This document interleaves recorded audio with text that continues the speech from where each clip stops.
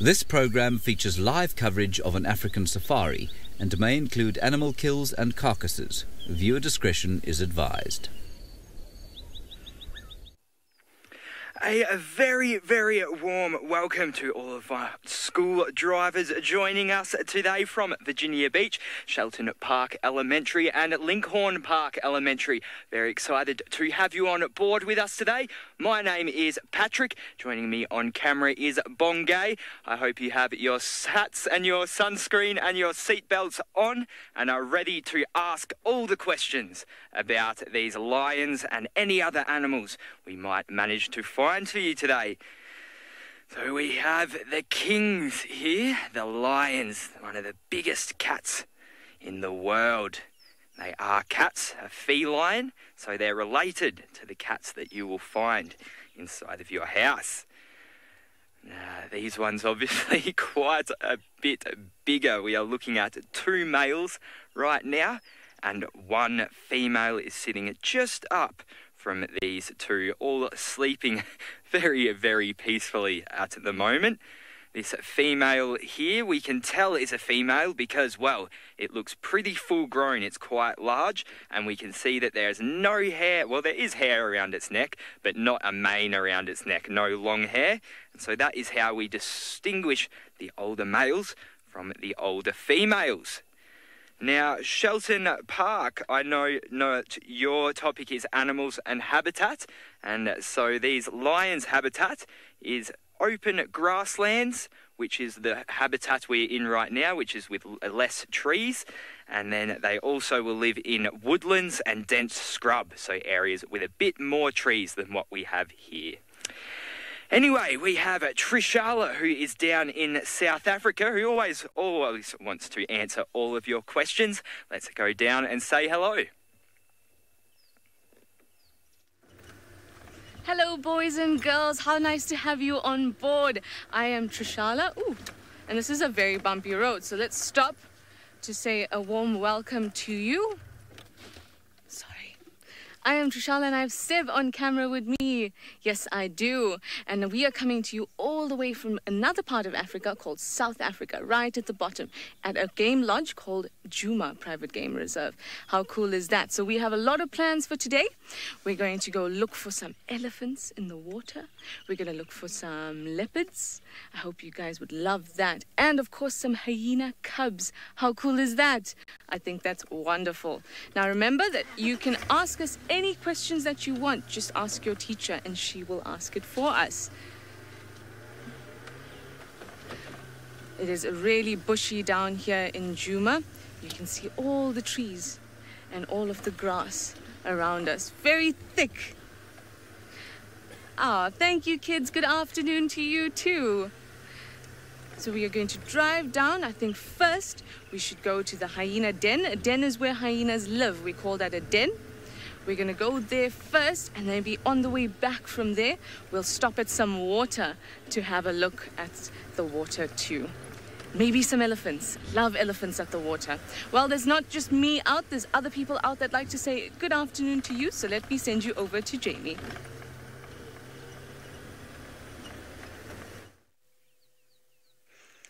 Trishala's absolutely right. It's always a good idea in the afternoon to start off checking the various water holes for life. My name is Jamie, and this afternoon Darby is on camera with me, but Darby's very shy.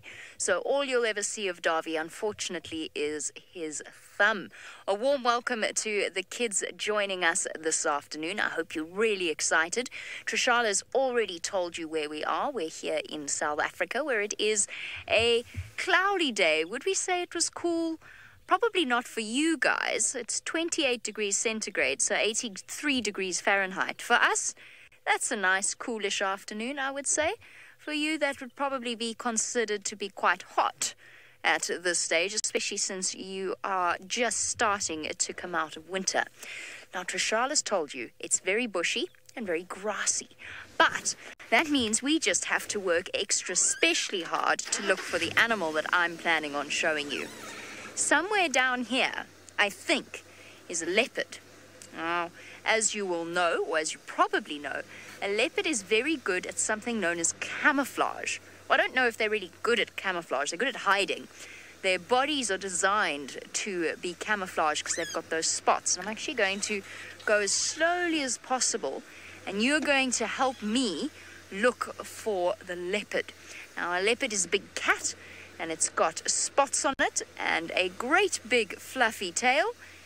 Now, we're all going to stop in a second, and we're going to do a really hard look for this particular leopard. All right, so let's check. Dave, should we check under that bush? Now, Samantha, while we look under this bush, and I want you to all look with me, Samantha wants to know where the big cats sleep in the savannah. Depends on if it is sunny or cloudy. Most of the time, the big cats sleep on the ground.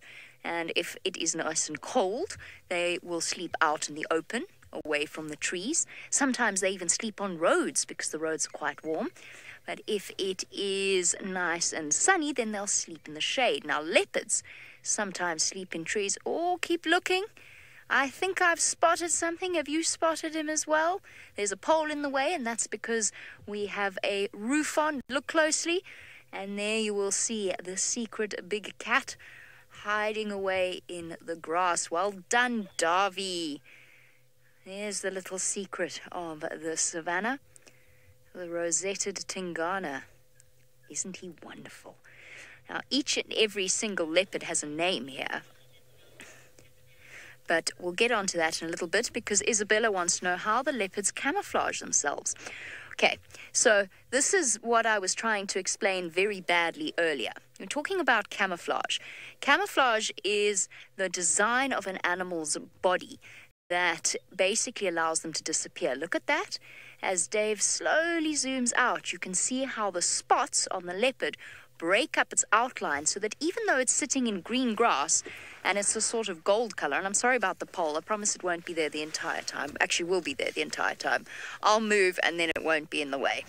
So I really parked badly. But an animal can also help its camouflage by different behaviors.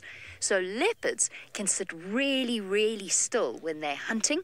So they freeze completely so that they don't move and attract their prey. Let's drive, turn around, go closer to him, and then I can explain this all as we drive along here. Let's go turn. I'm going to have to turn all the way around, go all the way down, and then we'll talk some more.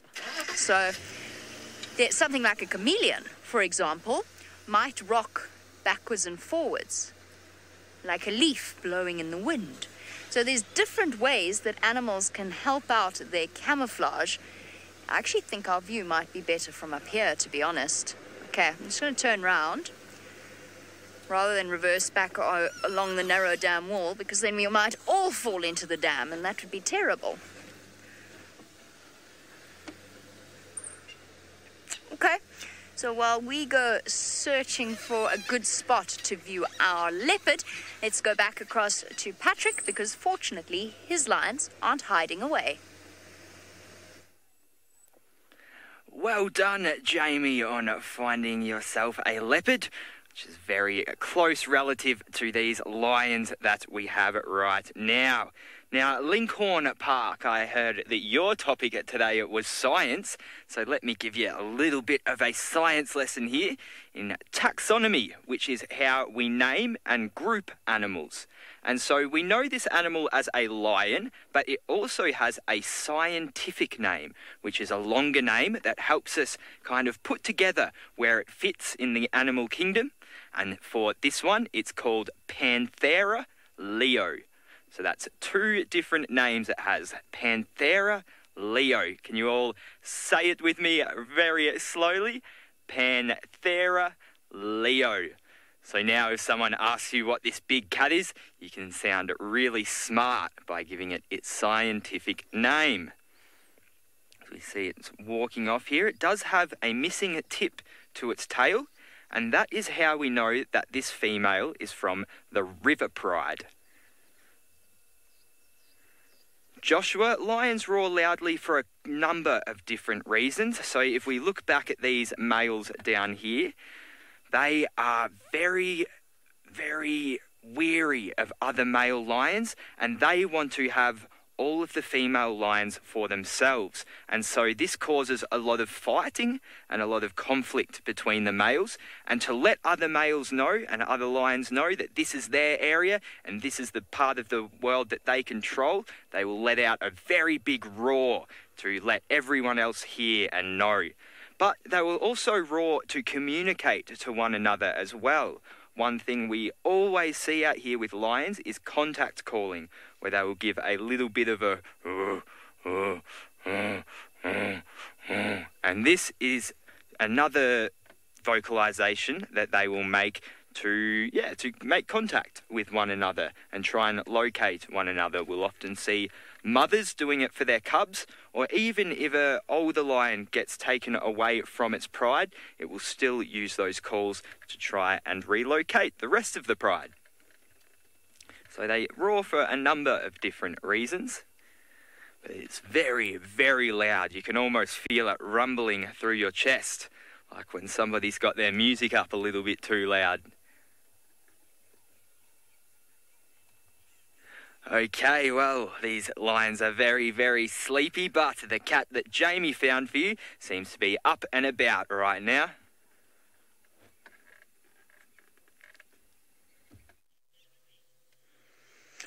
Well, he was awake. Now he's gone back to sleep, and what's worse about that is the fact that he was lying looking across at us from a perfect view where we could see him. Now he's giving you another example of just how well his camouflage works, because he's gone behind a tree, which means that I'm going to move once again. He stuck his head up just a moment ago, and he was quite on alert, and it's very easy to see if a cat is alert. Now, those of you with dogs and cats, you know what body language to look out for. Ears up and pointed in a direction, very still, looking directly at something that's attracted their attention. It's exactly what Tingana did, and I know why, but they're not going to stay. I'm going to try and get Darby to show you, but it's going to be very tricky for him. Just hold on, we're going to look at the leopard in a sec. If I do that and I don't fall over the damn wall, David, where that fallen tree is, there's a pair of Franklin having a fight. Too far back. Fallen tree there. The one that I put the pole directly in front of? There. No, they've ducked away. So they're running backwards and forwards, and that's actually what Tingana saw. But now, this horrible cat has moved. And now he's making our life very difficult. And you know what I wish, kids? I really wish I didn't have this roof on. You good? There we go. Okay. Sorry, everyone. This will be the view of Tingana for now. Now, Bennett wants to know if, when it's cold, leopards will go close to trees. Yes, possibly. If it's raining, or if... Now the Franklins are making a big noise. If it's raining and windy, leopards will actually tuck themselves up in a very thick bush rather than a tree, because a tree doesn't really help them. But a nice bush with some lots and lots of leaves and lots of branches would be the perfect place to hide away, just like you would want to do if you were stuck out in the rain and didn't have an umbrella or anywhere to get inside.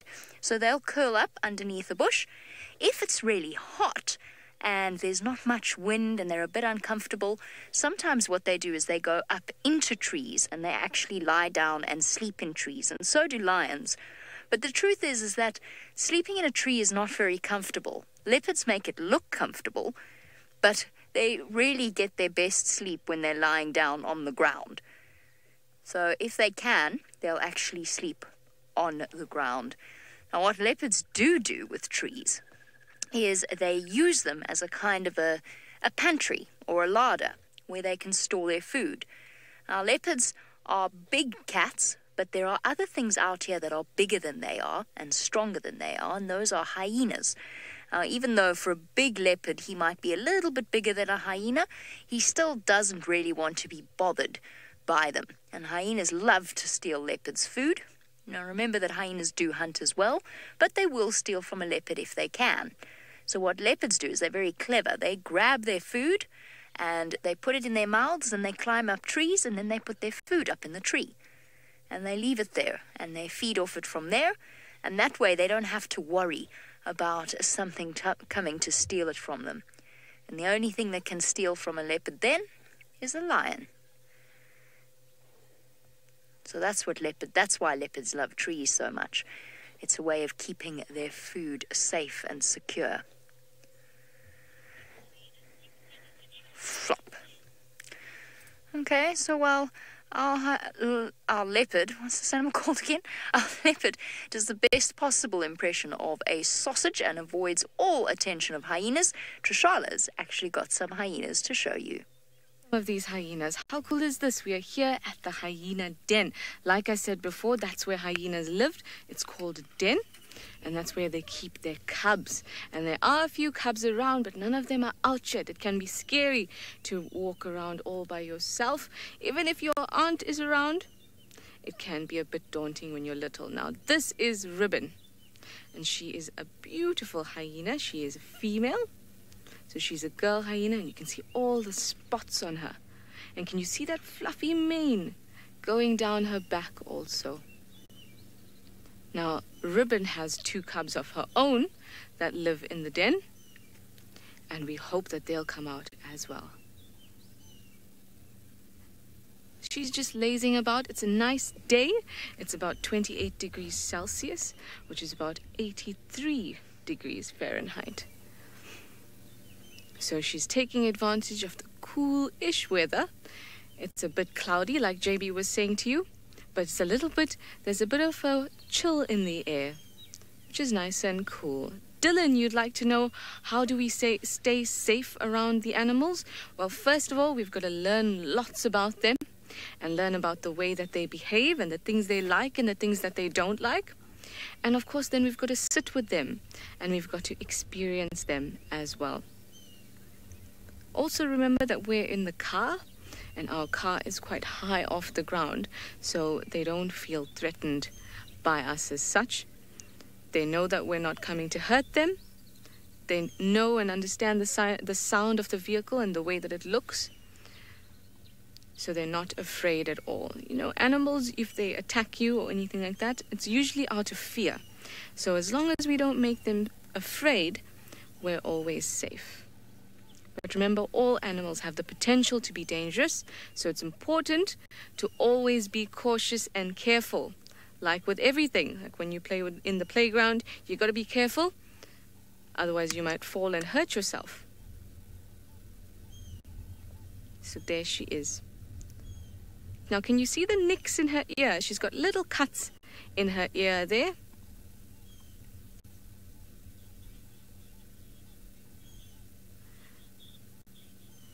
And those are how we ID her. Look at those cuts. So I know exactly that is June. Now, I had a question from Jamie, and I was not exactly sure what you said. Sorry, Jamie.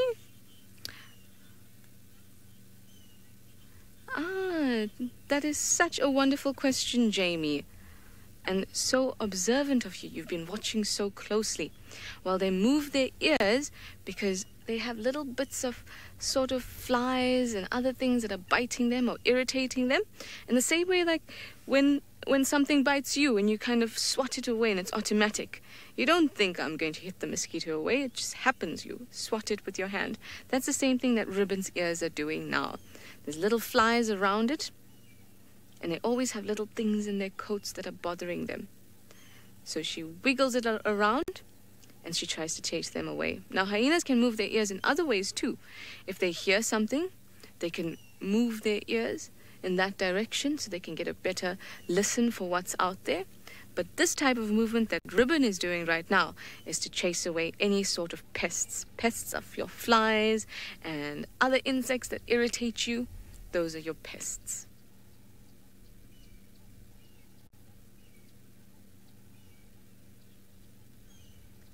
How beautiful. How cute. So don't tell me that you don't like hyenas after this.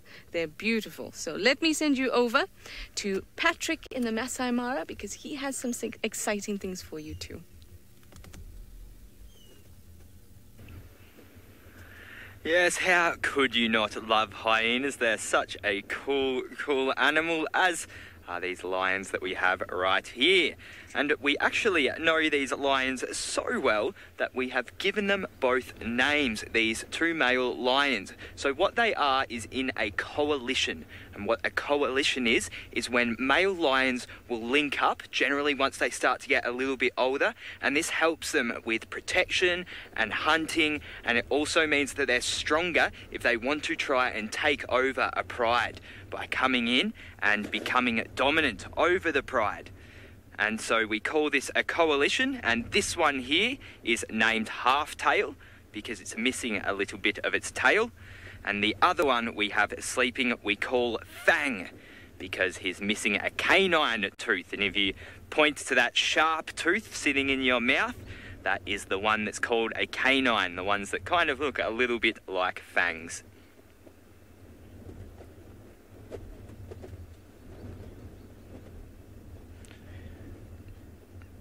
Jaden and Bunker, well, lions eat they eat a lot of things. They drink only water, although sometimes when they eat meat, they will also get water from the meat and the blood as well.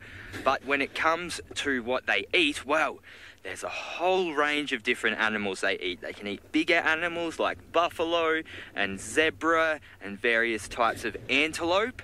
And large antelope, and then smaller animals like smaller antelopes and everything. Warthogs, gazelle.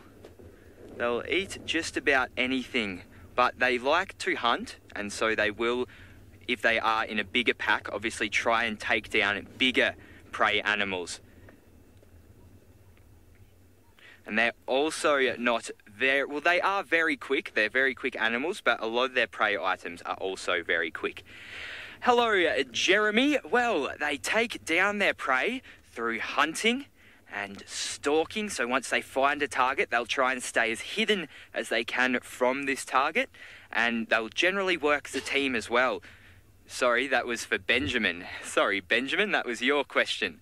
Sorry, whoever Jeremy was. But yes, so they will slowly stalk and hunt the animal, and they'll work in a team. So sometimes you'll see them go around the outside, a couple, and then some will come from this way so that they're kind of cornering the animal and not letting it get away in any direction. And then once they've gotten close enough, they'll start to make a strike and pounce, and then one will try and get on the back of the animal. So say this is the animal here, and this is the tail. One will try and get on the back so it can't move forward. Then a couple will come in and try and take its legs out so it falls over, and then they can get at it there.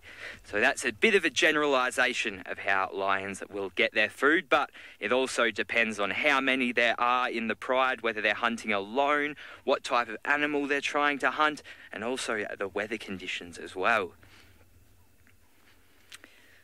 It is a very exciting thing to watch when they do go on a hunt. It's very tense. It's almost like watching a game of sport, perhaps a game of football, gridiron.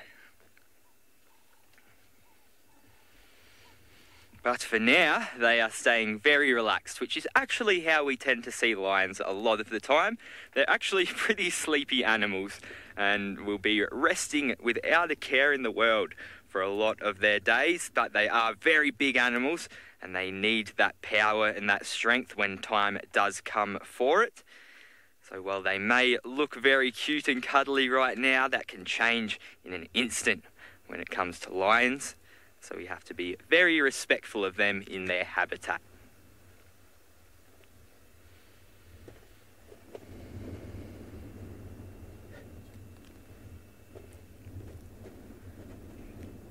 Well, I'm gonna stay with these sleepy lions. It seems like Tingana, who I'm sure you have all met and know now, with Jamie, is also getting a little bit sleepy. Well, I have a sleepy leopard. He's definitely doing the same thing as Patrick's lions, but I want you to listen for a second. Oh, come on. There.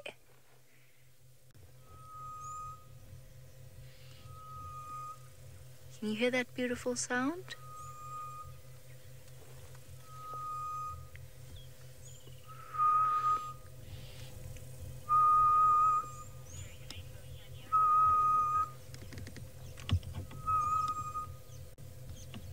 That beautiful bird call is made by a bird called a grey-headed bushshrike.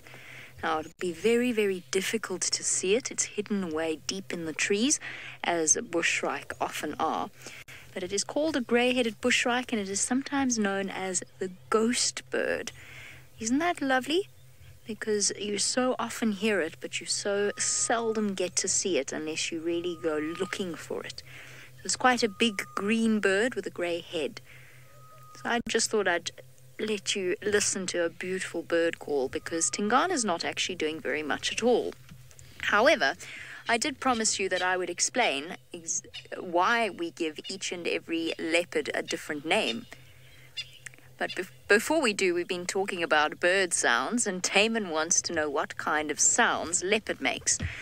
Damon, leopards belong to the same sort of family as lions, which means that they are technically cats, big cats that can roar. So their territorial call, and it's made by both the females and the males, sounds like somebody is sawing a piece of wood. So we actually call it sawing. And they make it when they are marking or patrolling along their territorial boundaries. And it sounds a bit like this.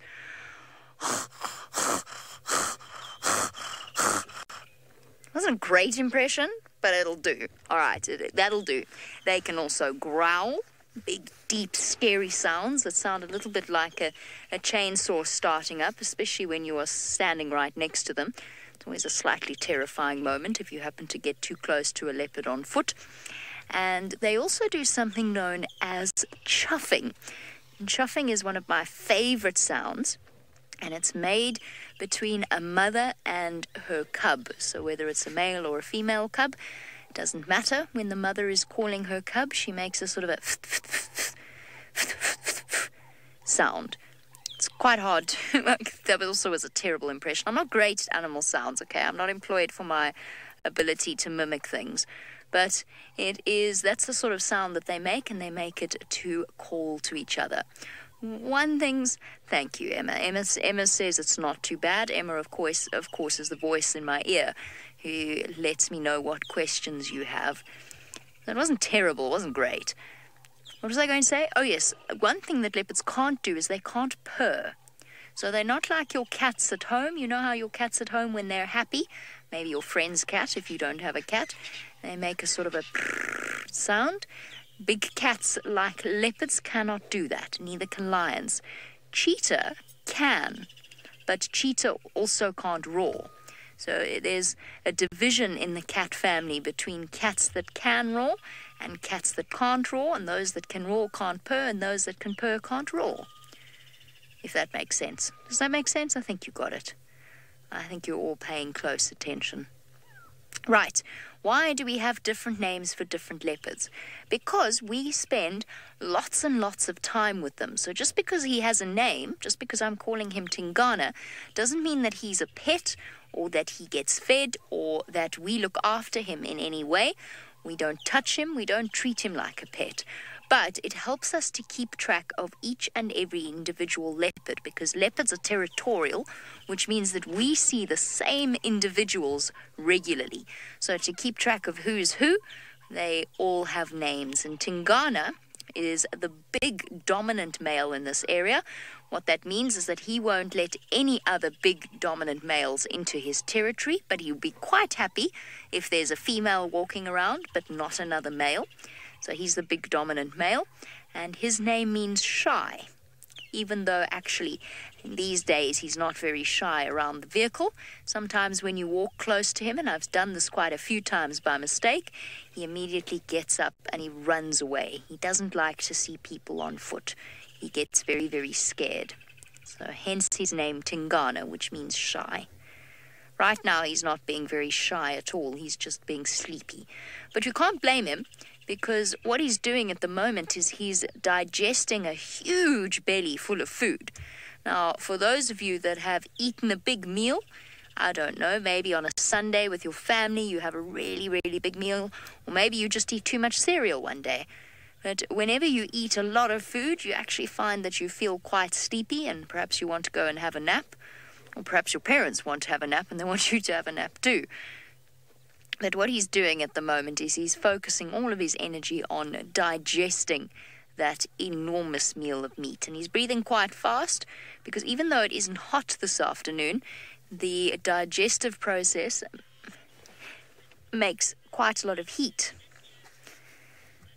No, Alyssa's got a very, very good question. Alyssa wants to know how one can tell the difference between leopards, cheetahs, and jaguar. Now, I've been very naughty because today I've forgotten my book at home, and sometimes it's really useful to actually show you pictures. But cheetahs and leopards are the two animals, the two big cats that you'll find in this area, and people very commonly confuse them. First thing you must look for is on a cheetah, they have stripes down the side of their face. So from the inside of their eyes, down the side of their nose, big dark stripes. So if you can see the face, that's the first thing you look for, because cheetah hunt during the day, and those dark stripes actually act kind of like sunglasses. But there's other differences as well. So have a look at Tingana's spots. Can you see that they're not really spots, actually, particularly in the middle of his body?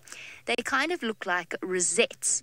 So there's the black spots make a circle, and then there's a little light-colored patch in the middle. Now, cheetah don't have that. Cheetah have solid, round, black spots, and leopards like Tingana have rosettes. Leopards are also stockier than a cheetah. Do you know what I mean by that?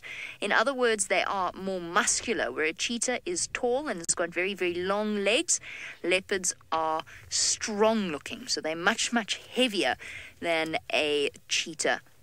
And they are built completely differently. So a leopard has got quite a solid face, a big, strong jaw, and big, strong muscles for catching big prey and pulling them up trees.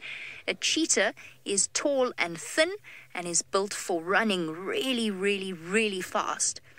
And there's a couple of other differences, but you have to look closely to see them. One is that a leopard's claws don't come out unless the leopard needs them. So a leopard has retractable claws like a cat that it can bring out when it needs to climb a tree or catch some food, where a cheetah's claws are always at least partially out. So kind of like a dog, not quite, but kind of like a dog. Their claws are always showing.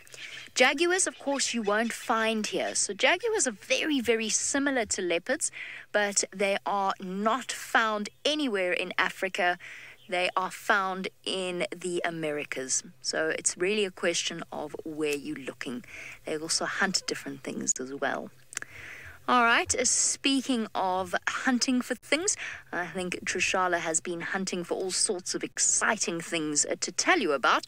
Let's see if she's had any success. Yes, I have. I've come down to the watering hole now. So there's some water all around, and the animals like to come here and have a drink, especially when it's a little bit warm.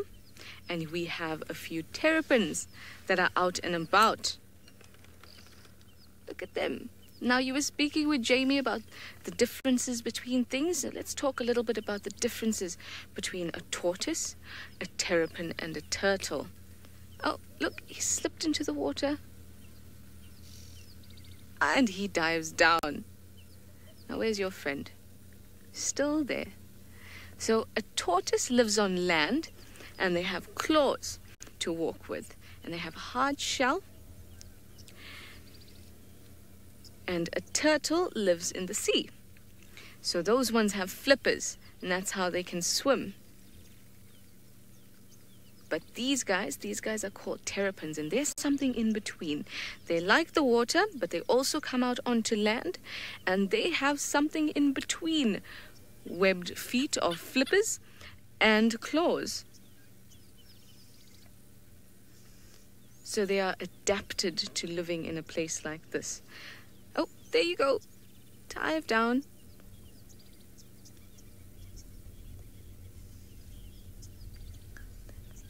Lincoln, you'd like to know if all the animals are lazy because it's a cold, overcast day and it's all cloudy.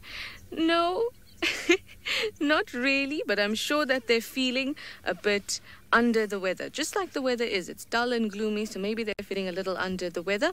But usually when it's gloomy like this, animals don't mind it. They quite like it because it's not too hot and it's not too cold. It's just right.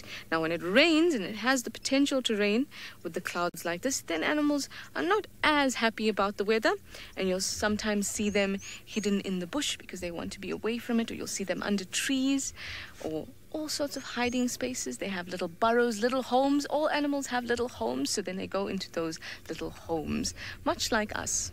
But remember, they don't feel the same way that we feel about rain or sunshine or clouds. They just know, I want to eat, I want to sleep, and then I would like to do the same the next day.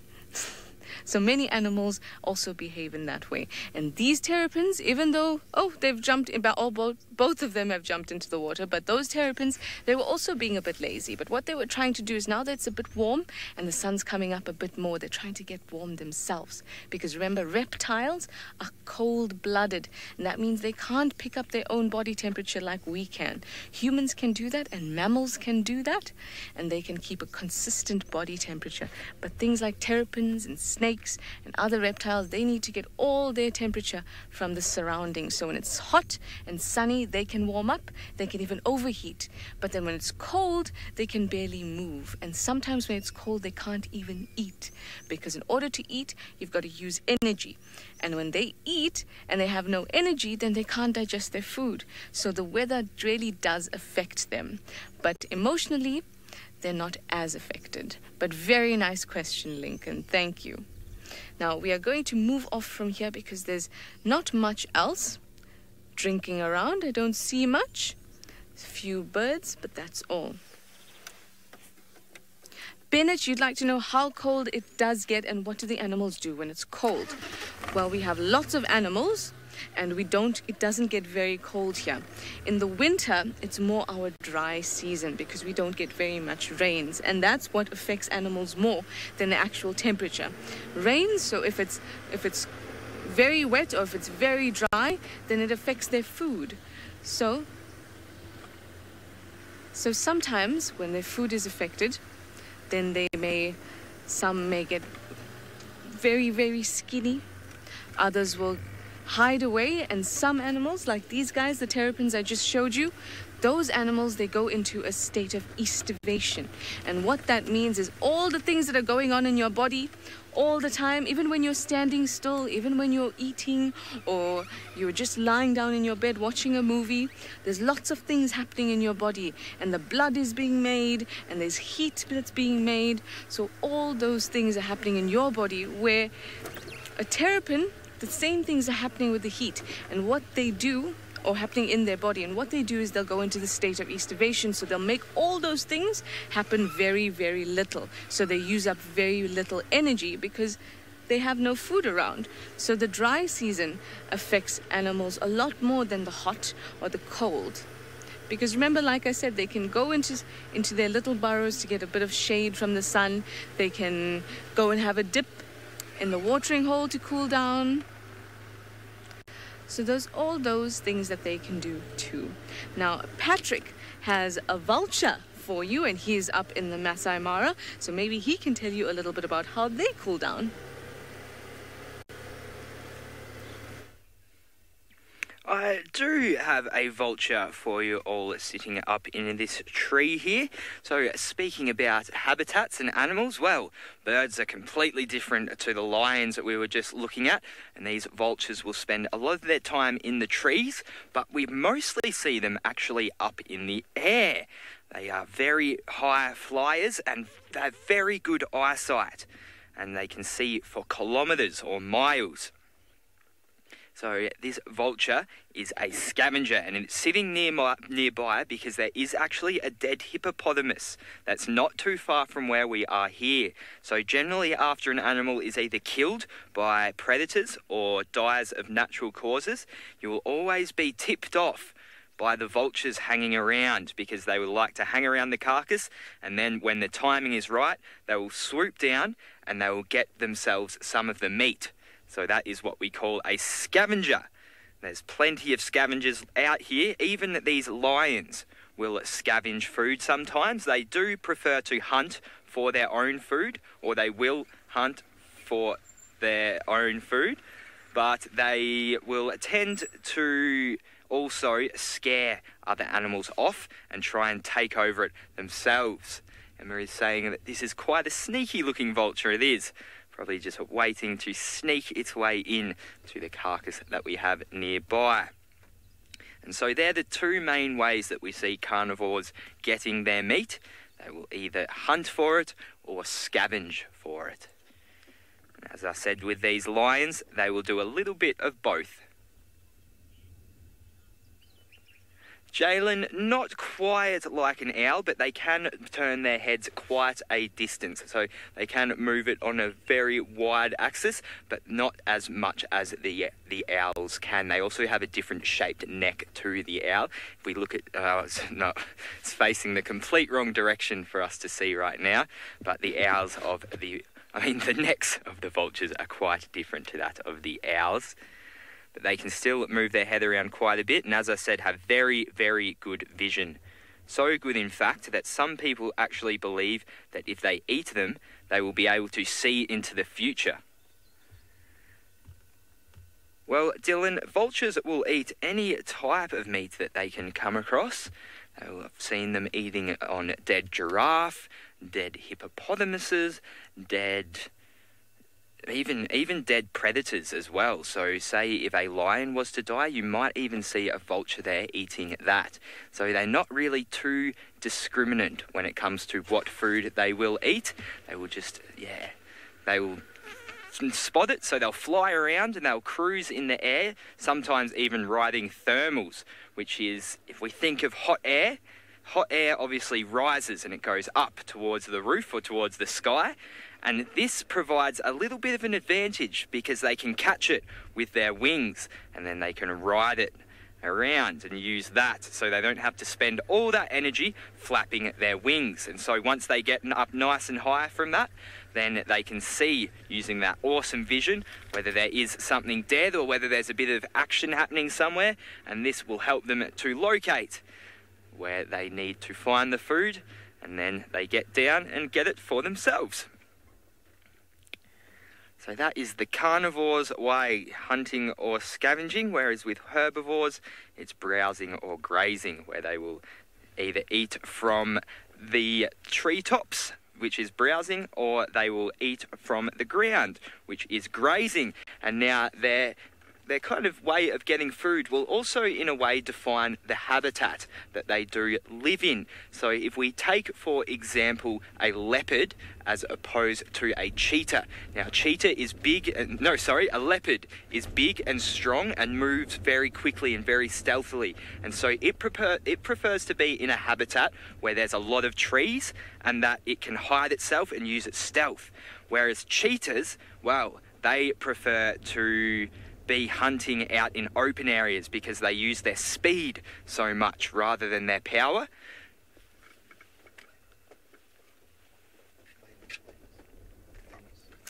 And so, sorry, just working with my cameraman there.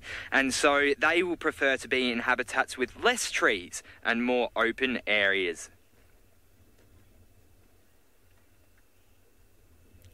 Carrio, well, lions have furry manes because, as I said, it's only the males that have it, and generally a bigger, stronger lion will have a bigger mane, and it's a way to show their dominance, and it also makes them look bigger than they actually are as well. So all that hair around them makes them look wider and taller than what they actually stand, and so it makes them look a little bit more scary as well. And I have also heard that it helps protect their necks a bit from parasites as well. I'm not too sure on that one, but it does seem likely. But we will see it in the males. And this one here actually has a very impressive mane. A very impressive mane indeed. Isn't this a nice little moment here in the afternoon sun with these lions? We'll soak it up for a little bit longer, but for now, unfortunately, it has come to the end I hope you all had such a fun time with me and Trishala and Jamie down in South Africa and learnt, well, a bit about the big cats and a little bit about hyenas as well. I really hoped that you have enjoyed this drive, and I really hope that I do see you all again sometime in the near future.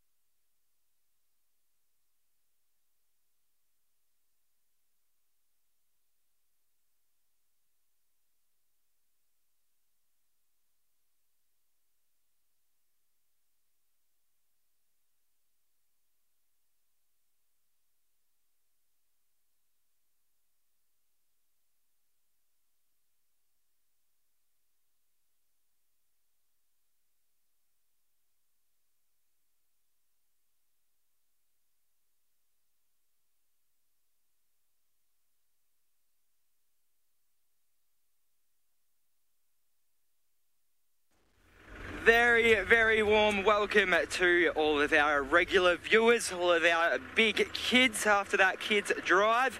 I'm very happy to have you all here. My name is Patrick. Joining me on camera is Bongay, and we are in the Masai Mara Game Reserve of Kenya right now. Any questions or comments throughout this drive, you know what to do.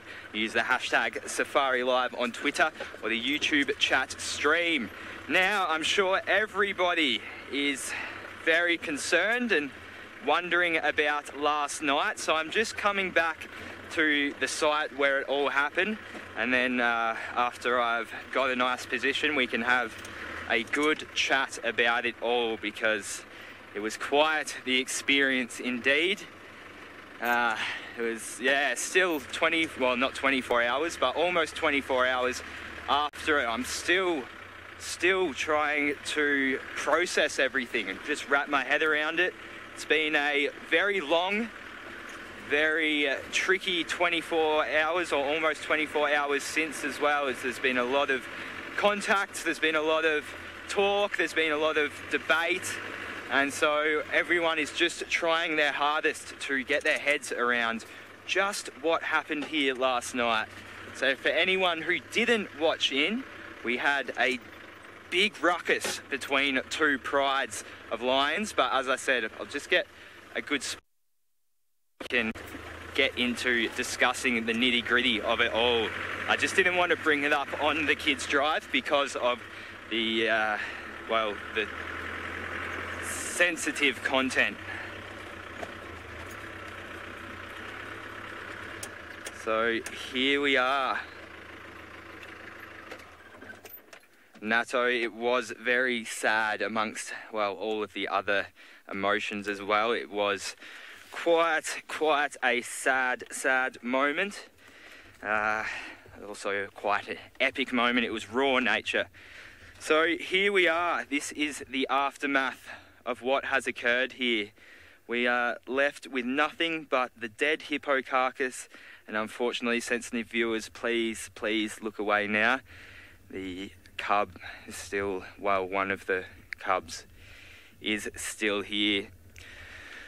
So it's a bit eerie being here now. It's very quiet down here at the moment. It's almost like the feeling of, I don't know, walking into a venue the day after a concert, or walking out onto a battleground the day after a war, or perhaps walking onto the ring the night after a big fight. It's yeah, you know, everything's quiet and still, but you can really sense the atmosphere that was once here. Now, first and foremost, I just wanted to say a huge thank you to everyone who did message me after the drive had wrapped. I did show a moment of vulnerability there, and I was feeling quite embarrassed about it until I saw everyone's input. Thank you so much. not a message went unnoticed. I definitely read it all, and I just wanted to wait till I could be live in front of screen to tell you all thank you so much. And for those who also had their input into what happened, it was also greatly appreciated and has definitely helped piece together what happened here. So let's get into it. Now, I'm going to be very cautious with how I talk here. I want to let you know that I still don't 100% know exact dynamics of what happened, but given the combination of my own viewing, talking it to other people and collating their information, and also re-watching a lot of the footage and trying to break it down, well, this is what we can come up with after this. So, first off, it seemed like when we pulled up to the sighting, it was the Olololo pride that was there. That seems like the most likely pride it was, especially due to the presence of the 3 cubs.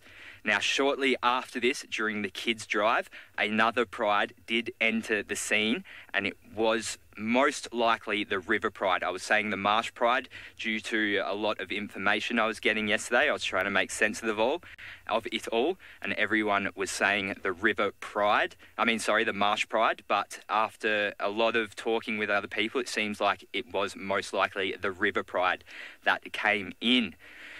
Now, following this, there was the fighting that occurred between the 2 prides. We are sort of on the territorial boundary between the 2 prides, and having such a big carcass here has obviously brought them to be here. So there was fighting. Then following the fighting, we got told that there were cubs that had been killed in the conflict. Now, still not certain on who killed the cubs, but it seemed most likely that it was the females of the river pride. So it didn't seem like, from watching the footage, there was actually any males close by that could have actually initiated the kill. So it seems most likely it was the river pride females that killed at least 2 of the Olololo cubs, potentially 3. We did see 3 to start with, but the 3rd one the whole time was unaccounted for. So after this, there seemed to be more fighting as the river pride was trying to make the Olololo pride back off, and so there was a number of fights going on after this, and in the end, the only female that was left, we can only assume, was the mother of the cubs. The mother of the 2 cubs that were killed was the only one hanging on the outskirts, and unfortunately for her, she was picked up on by the river pride, chased away, violently attacked. She actually fell down a bit of a cliff, so we just had a check today to make sure that she wasn't there lying dead, and fortunately she has gotten up and moved away. I'm not sure where to, I'm not sure what condition she is in, but I can only assume that it is a pretty bad condition, unfortunately, which lastly leaves the 2 males that were present. So these are confirmed to be the Kichwa males. I just spent some time with them, if anyone was watching the kids' drive, Fang and Halftail, sorry. And so their involvement in this, it didn't seem, well, they obviously didn't commit infanticide. If we watch the footage, they were nowhere near the babies or the cubs when the attack did happen. And it actually seems like they were trying to mediate things. They were involved in a few fights, but it seemed like they were trying to bring the situation down a couple of levels, and in the process just copped a few injuries. But if this was the river pride and the Olololo pride, it would make more sense because the Kichwa male does have ties to both of them. So that is what the combined effort of everyone, what seems to be the most likely explanation of what happened yesterday. I do sincerely apologise for getting caught up in everything, getting caught up in the emotion, and also just not really being able to get a good gauge on what was happening. But we got there in the end. Well, we've sort of gotten there in the end. We have started to piece this thing together, and that is everything I know now. So thank you all for watching there, being there with me through that moment, and of course for the kind messages afterwards.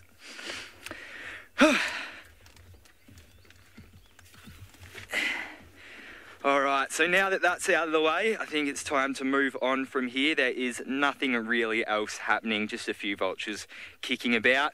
So let's go back down to Trish. Let's go down to Trish in South Africa. Very difficult thing to watch and really difficult situation. So I think everybody did what they could, and I'm glad that he felt the way he felt. So good on him. I'm sure that must have affected you viewers quite a lot as well. It must be a traumatizing thing. I often think, oh, what if something happens to Plonk? I'd be very, very, very upset, to say the least. But I did see Corky, speaking of Plonk, moving towards the den earlier. She wasn't very close, but she would be there by now.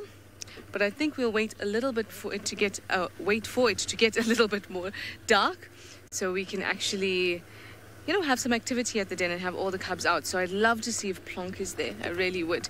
But at the moment, we saw a few tracks, but it looks as if they're old, unfortunately. But I am going to stay around in this area. I'm in the west at the moment, so we're going to stay here and maybe look for some leopards. Now, that leopard track we saw were tiny. They were quite small, but not tiny. They were small. They were probably Tlalamba sized, but not Shidulu cub sized, which is what I was hoping for. Nevertheless, I am in the same area that I could possibly find Shidulu. Remember, I could also find Tlalamba walking around. She's not a territorial leopard yet. She's still kind of roaming. It's a possibility that she would be around here as well, just on the fringes. Sometimes these boundaries can be fluid, especially for a younger leopard. So we could also look out for her there. But I'm going to go round and onto that horrible main road that we all don't like, but is so productive. Yes. So we are going to look there. Well, I'm going to make my way to the Camera Killer Road. And in the meantime, I will send you over to Brother Jimmy.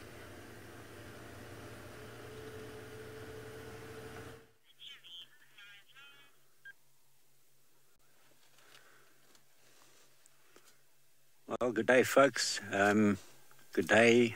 It's good afternoon here, but somewhere else where people are watching, it's good morning. So welcome to the Southern African bushveld. Trishana, good luck with your tracks. I'm Jimmy. Behind camera is Davy. And yeah, that was his thumb. And while Trishana is looking for her tracks, we've stopped on a road here, and we want to just show you a track which is a little bit bigger than the leopard track that was seen earlier of Tingala sleeping. So let me just show you a little bit more detail of these tracks that we're going to follow up a bit on. I'm going to get out and show you because it's difficult to distinguish them on the road. So let me try that.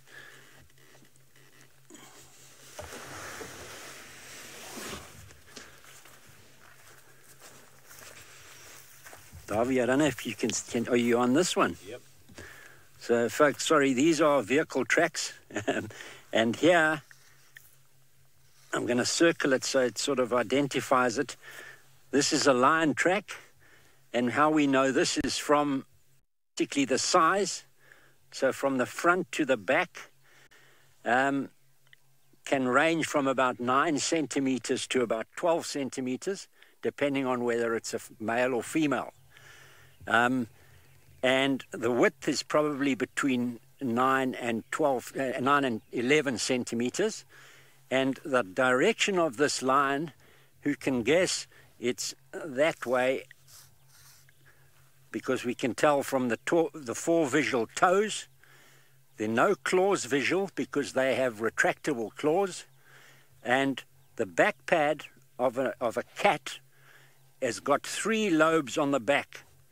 And this is quite nice light to see tracks in because we're seeing a shadow in it. When the sun's straight above us, you won't get any shadows and it's much more difficult to see. So we're going to follow up a little bit on this. They don't look that fresh, and there might even be a little bit of rain splattered on it, so it could have been early this morning or late last night. So let's see whether we can follow up and have any luck on our tracks.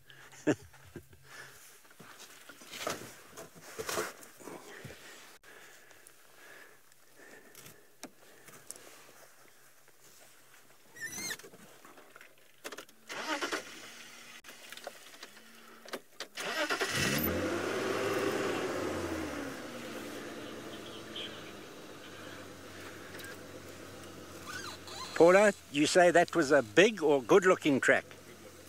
Good-looking. Yeah, it's a nice, and it's very visual now with the shadow. So, and it's very clear in this soft sand.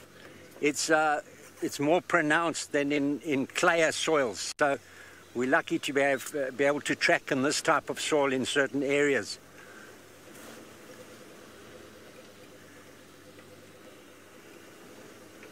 We weren't sure. We haven't seen. It doesn't look like a pride because we've only managed to see 1 or 2 tracks. So it's difficult to tell whether it's a pride or whether it could be subadult males milling around.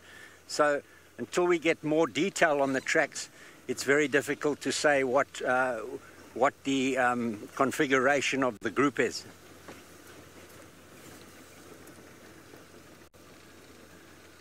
While we're looking for more tracks, we also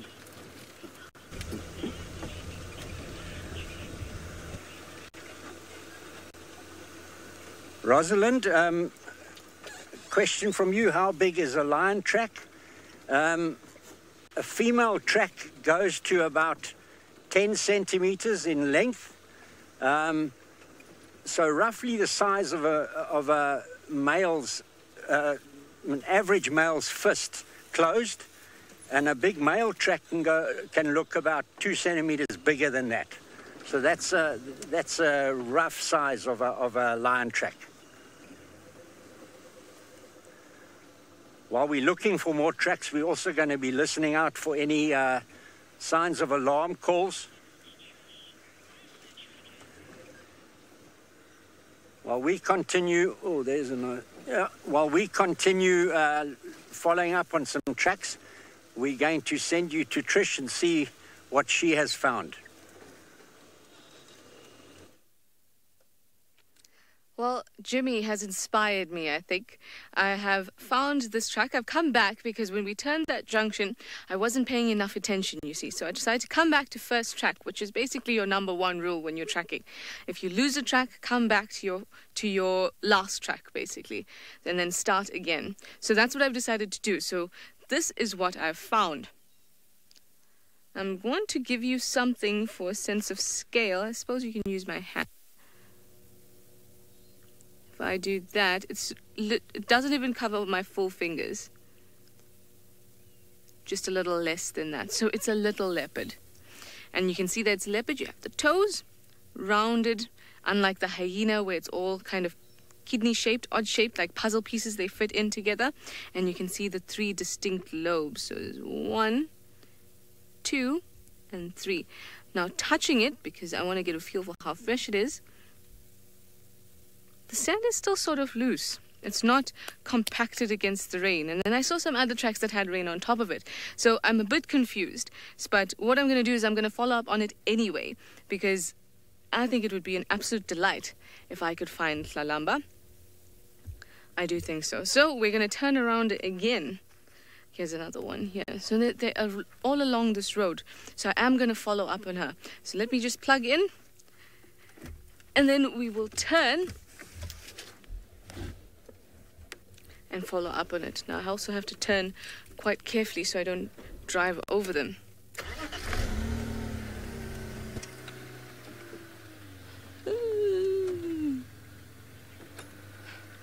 Lily, it is very much like a treasure hunt. I find it sort of like I'm a detective, and then I've got to follow her and figure out if I can smell anything, if I can hear anything different or a bit out of the ordinary. So makes me feel back like a detective. So it seems like it's a bit clear here.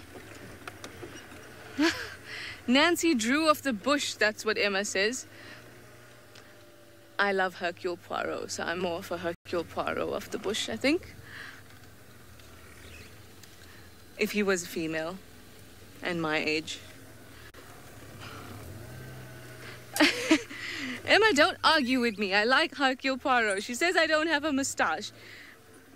I can change that. Although then they probably wouldn't let me present anymore, would they? Okay, this has gone too far. I should draw a moustache on, Emma says. I might do that. One day when I do, if I follow a leopard through, I might, in fact, if I have a moustache, maybe it'll inspire me to actually follow up with it. Crystal, you call the hyena track the banana boat track? Is that what I heard?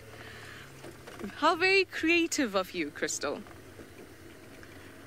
For me, they look like sausages pushed together, almost. Like beanie sausage-looking things. I'm still paying attention for the track. Maybe if I do this, it'll help. It's my moustache, everybody, if you are wondering why I put my finger there.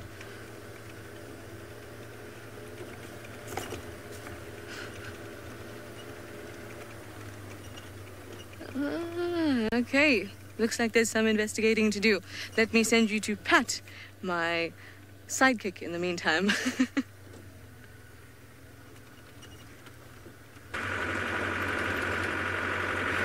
Oh, Trishala, bless your cotton socks. Well, if I could donate you my mustache right now, I most definitely would. But unfortunately, I am some thousands of kilometres away from where you are. But nevertheless, good luck with your detective work.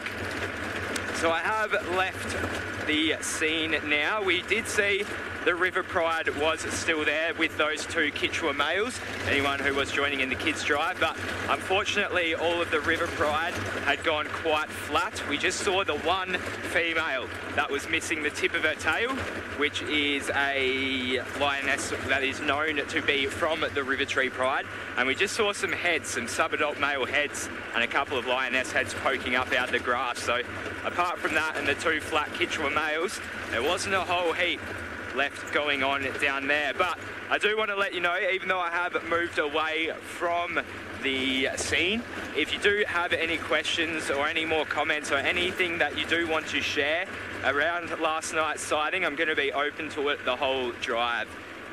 Be willing to let you know the best of what I know and clear up any more confusion, or just let us know your general feelings about it. It was obviously a very, very emotional scene for a lot of people, and so there is a support in number.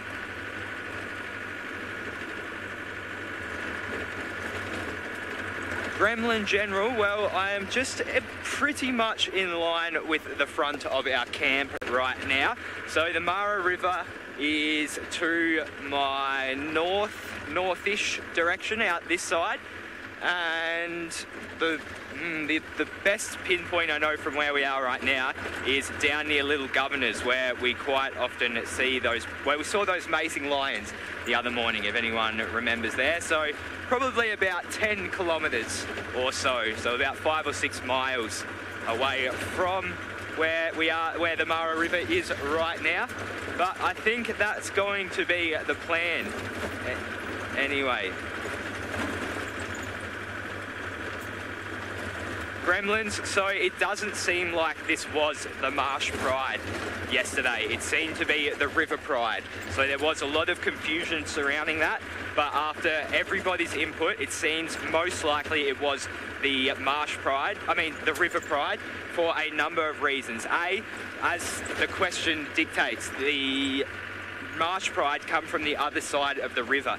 Now, they are very, very rarely, some people say never seen, over this side of the Mara River, the side that we are on.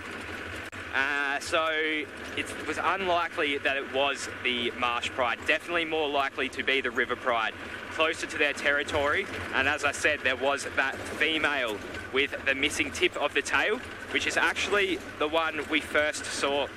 Sorry, just getting a face full of dust.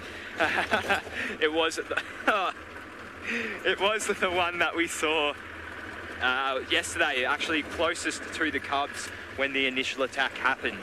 So it does seem to be the River Pride. And the Marsh Pride probably still over the other side of the river, probably having never left the other side of the river. Sorry everyone, I got a bit of dust in my eyes just then. It's a little bit hard to see right now. Okay, onwards we press. So yes, the plan now is to kind of head up towards the river. I want to check in on the Awinos, but I'm limited in my search today. A, because they've had controlled burns up in that area this morning, and so there's still a little bit of smoke and smouldering about. And secondly, there is a high chance we will experience gremlins just because of some tech issues going on up that side. So I can't go too deep into their territory. If we think of their territory being there and the Sausage Tree Pride territory being there, it can... So we could probably just only go a little bit into Owino territory. So I'm going to keep on driving and try and get all of this dust out of my eyes and send you back down to Detective Trishala.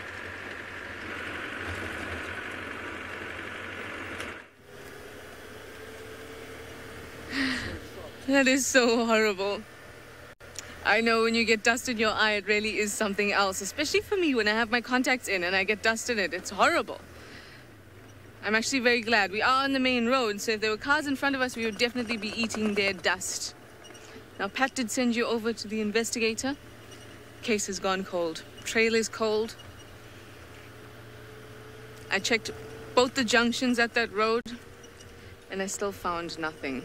But then that could also suggest to me that it was actually not as fresh as I thought, because if it was, then the cars wouldn't have been driving all over it where I hadn't driven.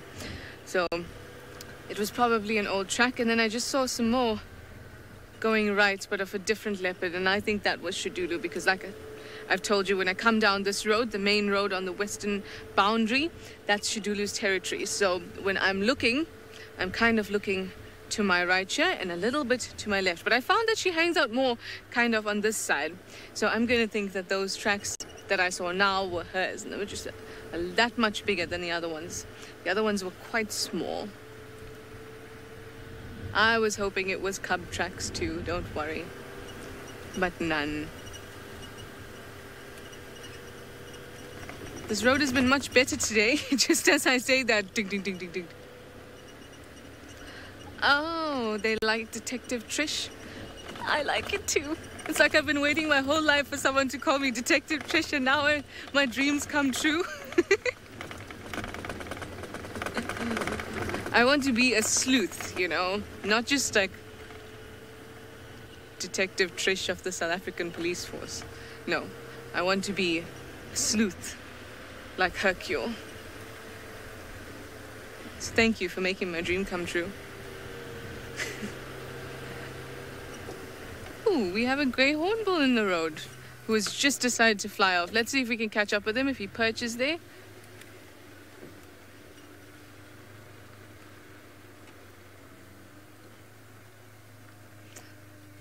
So let me have a look in this tree and see if I can actually...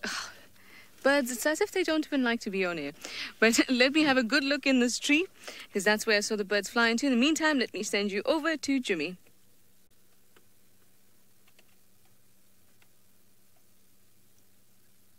Looks like it. No, I mean done before. Oh, no.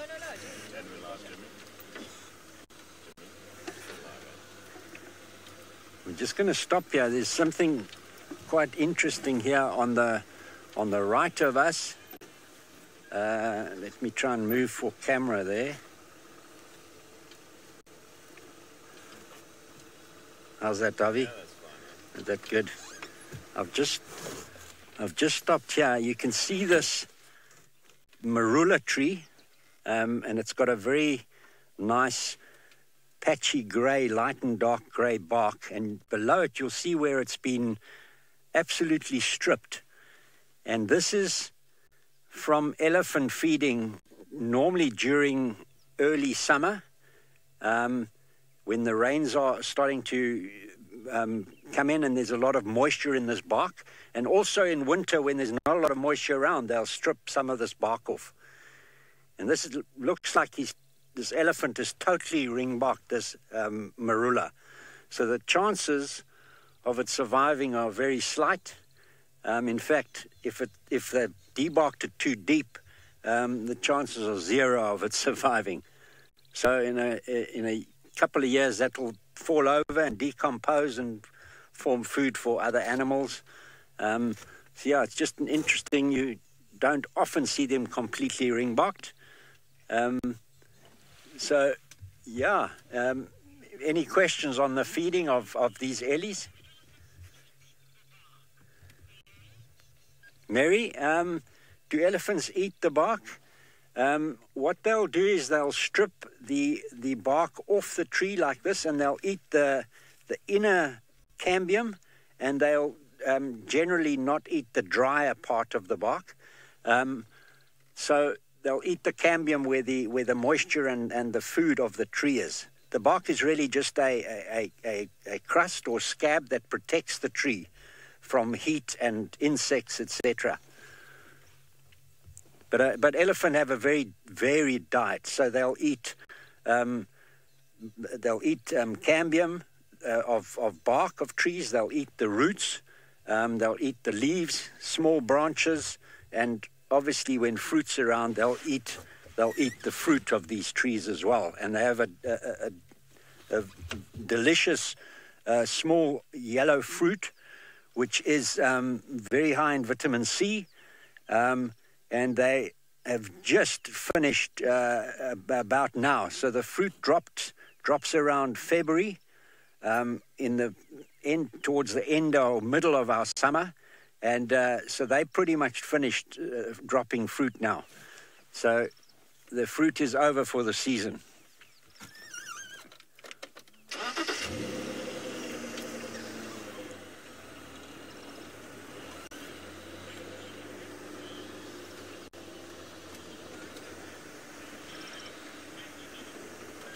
Anthony, do these trees completely die from this?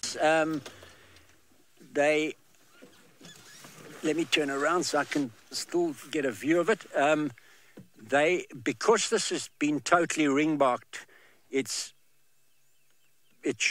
more than likely going to die. Unless there was a small layer of cambium left. We have recorded marula surviving, but I haven't seen it as badly debarked as this. So my bet is that it's not going to survive. Yeah. And they don't only debark marulas out of interest. They will debark, for example, in the background behind that to the right. There's a different tree, which from here it looks like a knobthorn, an old knobthorn, or a black monkey thorn. I'm not sure from here. But you can see how that's also been debarked, but only about half or a third of it's been debarked, and it's still living. So if they don't completely ring-bark it, their chances of survival are very good.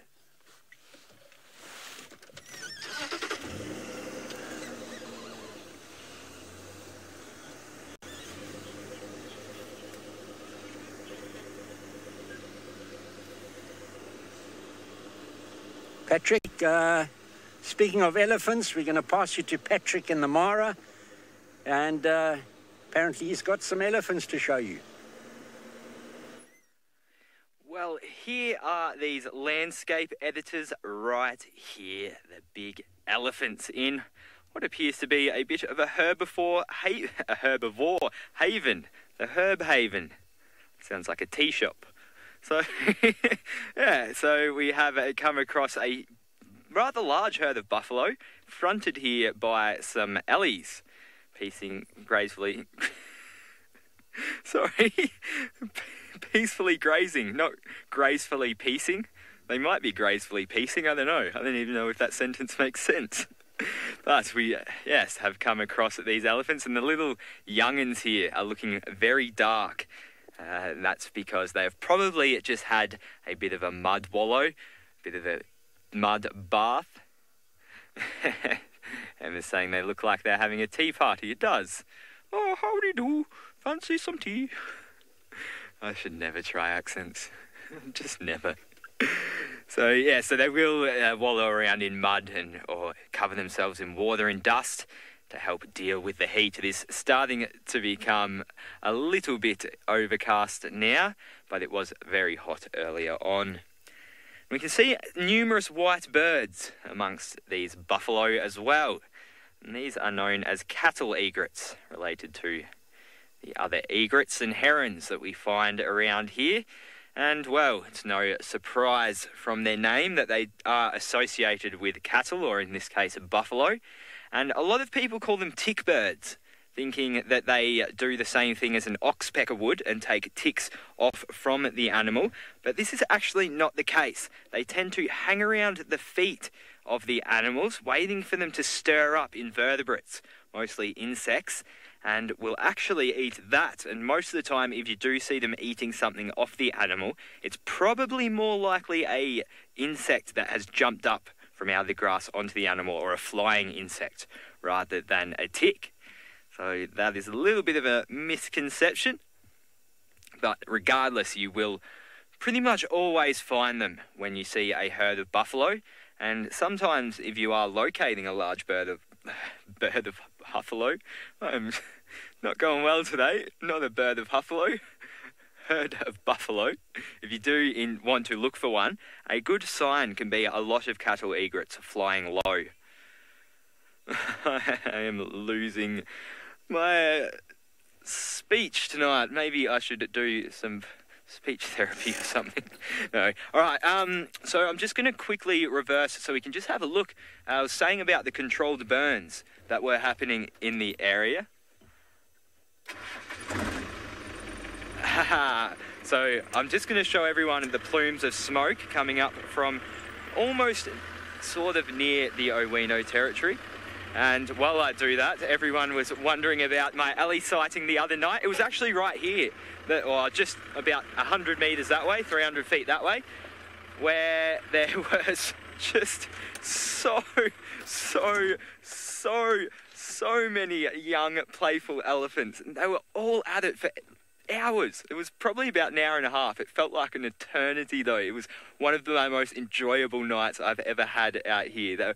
I've never seen such a high density of playful elephants in my entire life. It was so cute. And they were all toppling and tumbling on one another. And the best thing was that in the end, no one got hurt. So we can see that there's quite a bit of smoke coming up, which might be a bit of a scary sign, but not to worry, it is all controlled burns. It helps to stimulate growth, also reduces potential fuel load, which is pretty much just the accumulation of energy from dry matter that does sort of build up. And obviously the more this builds up, the more chance of having a really bad blaze can happen. And so by periodically reducing it, it's kind of a bit of damage control, if you can think of it in that way. Well, it affects the animals. Everyone's kind of asking how this will affect the animals. Unfortunately, it can catch up with a few animals. Not heaps. There's not a lot of mortalities, but it will sometimes affect animals. It can actually help birds like eagles, that are birds of prey and hunters, because if they sit on the outside of the smoke, there will be a lot of smaller animals trying to get away from the fire, and therefore a very easy target if they just sit on the outskirts. When I was living up in northern Australia, there was constantly controlled and prescribed burning, and you would just see huge flocks of wedge-tailed eagles coming in and just picking off all of the rodents coming out from the fire. But it will definitely cause a temporary moving away from the area in a lot of animals. Unfortunately,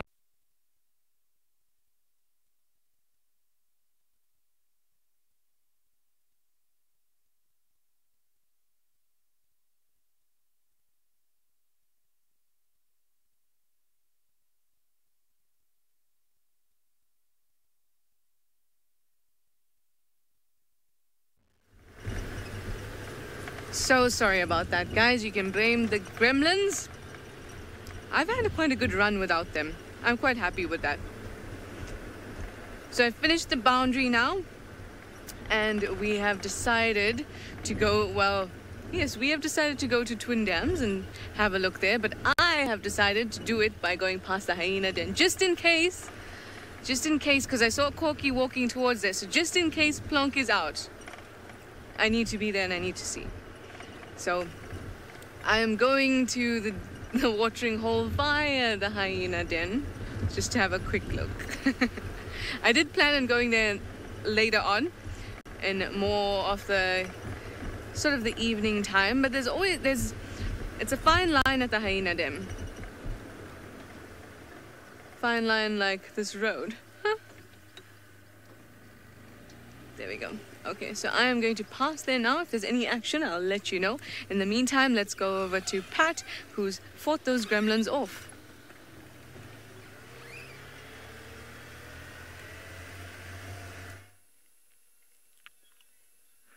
Well, we do apologise for the gremlins just there. They actually interrupted quite a cool but also mysterious scene. So one of the buffalo got very spooked. I'm not sure what from, and that caused a bit of a chain reaction. So they were all sprinting, and this caused the elephants to get a bit startled as well. So all of the elephants started sprinting. I've never actually seen an alley move that fast in my life. So I'm not sure what caused it. It obviously, I think it must have just been a startle or perhaps a mistake, because, I mean, if it was something close by at least, they would have moved much further. They didn't move a whole heap of distance.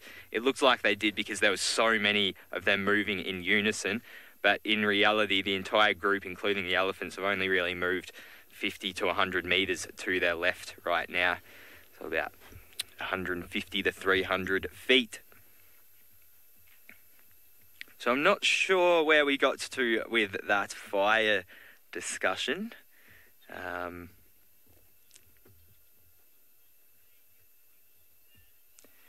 Paula, how often do they do controlled burns? Well, out here in the Mara Triangle, it's only every couple of years, so I've been told. I don't know this one for sure, but I have been told from people that have been out here quite a while that it is every couple of years that they will do it here in the Mara Triangle.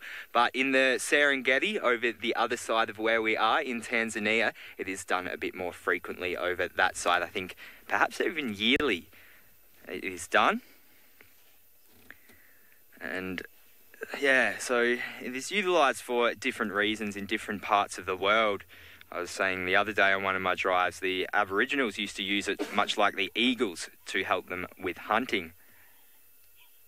Ali, fantastic. Yes, I believe in Tanzania it is before the migration that they do the burns, or at least before the rains.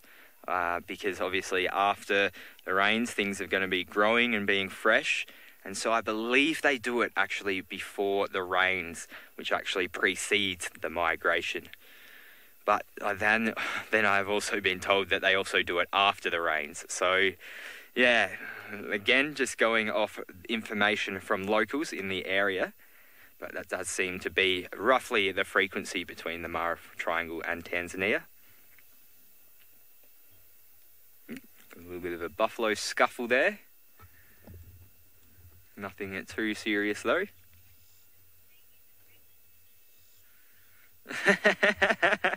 Magic Dragon Wizard. Nice call, saying maybe a gremlin came up and pinched one of those buffalo on the bum. That could very much well be the case. Can't actually go to investigate because they have blocked my path. And I can't make my way around right now. So yeah, another animal roadblock. Earlier on today, I wasn't live. I was actually driving up around the escarpment. I had the best roadblock of my life in the form of a chameleon. So it was just, yeah, so cool to have a personal experience with a chameleon, especially seeing that I've never seen one before, especially here in the Mara as well. Be more expected to see them in Juma. Now, Sinak is asking... What did you ask, Sinak? You wanted to know why the buffalo was sniffing at the air. Well, buffalo do you tend to rely on their sense of smell and their sense of hearing. So I'm not exactly sure what it was smelling for, but it must have been trying to detect something that was in the air.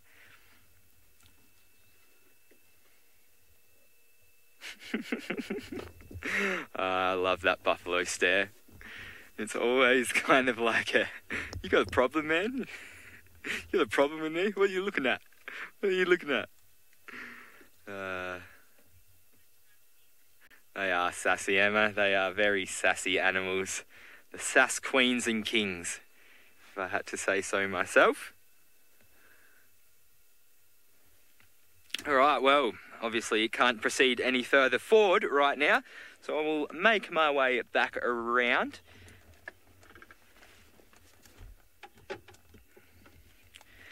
Debbie's wondering whether buffaloes and ellies could get nervous from the smell of smoke. Well, potentially, but I mean, animals out here are used to fire. In areas where there are fires, animals, I don't know what's going on here, animals are used to smelling fires, so I definitely think they would detect the smell of smoke and would be worried if it was close by, but I don't think it would be enough to startle them the way that they were startled before. But yeah, I think it would definitely be something that they pick up on and something that does make them wary. Well, this is a real tricky bit to get out of. I do apologise, everybody. Bear with me. I might just chuck it into low range here. Get this done quick. So yeah, I am gonna move back around to my original path. I just came over here to check out this herd of buffalo, and seeing as I had such a nice ellie sighting here the other night, I just wanted to reminisce a little bit.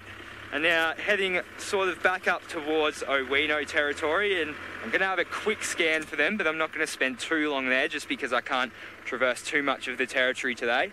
And then I'm going to head the opposite way down the river. I usually head kind of, or what direction would that, more easterly along the river, sort of northeasterly, but today I'm going to move the other way and see what I can find, because I don't think I've actually gone down there since last time I was here a few months ago, and I've been going around the same spots a lot lately, so just keep things fresh, mix it up a little bit. And yeah, just go for a bit of a bumble. Take the edge off last night's event. Just show a bit of the variety that we so dearly love to have here in the Mara. It's an extremely biodiverse place. Biodiversity simply meaning a lot of different animals and plants and living things. Bio, if you ever hear bio, you can generally associate it with living things, because so if we take biology, for example, bio, living, ology. Ology means the study of something, and so biology, the study of living things. And so biodiversity, the diversity of living things.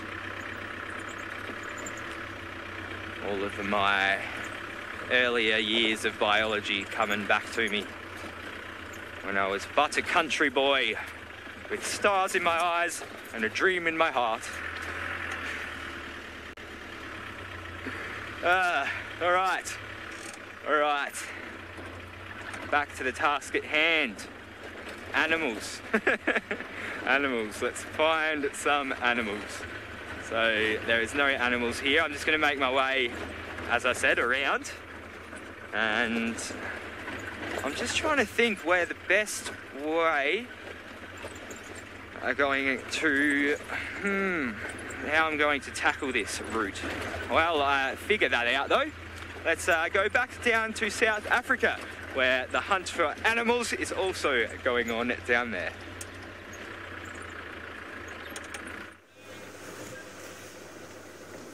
Hi, well, we're still on these, we've lost these tracks in a big block to the the south of us.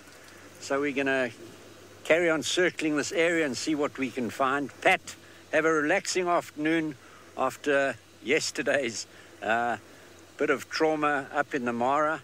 So we're going to just carry on and go up towards a dam to the west of us and see what's around that water.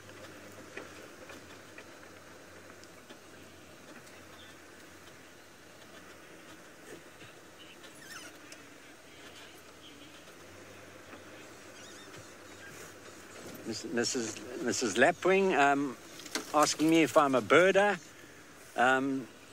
Yes, I've always enjoyed birds. I spent a lot more time with birding when I was sort of more home-based and living out of a city. But yeah, I've always enjoyed birding, and I used to do a lot of it. And I did quite a lot of work with the vulture study group, and got to really enjoy the raptors and vultures. And at one stage was a bit of a twitcher, but don't have enough time now really to do too much twitching and moving all over the place for some of the small stuff, but really enjoy birding, yeah.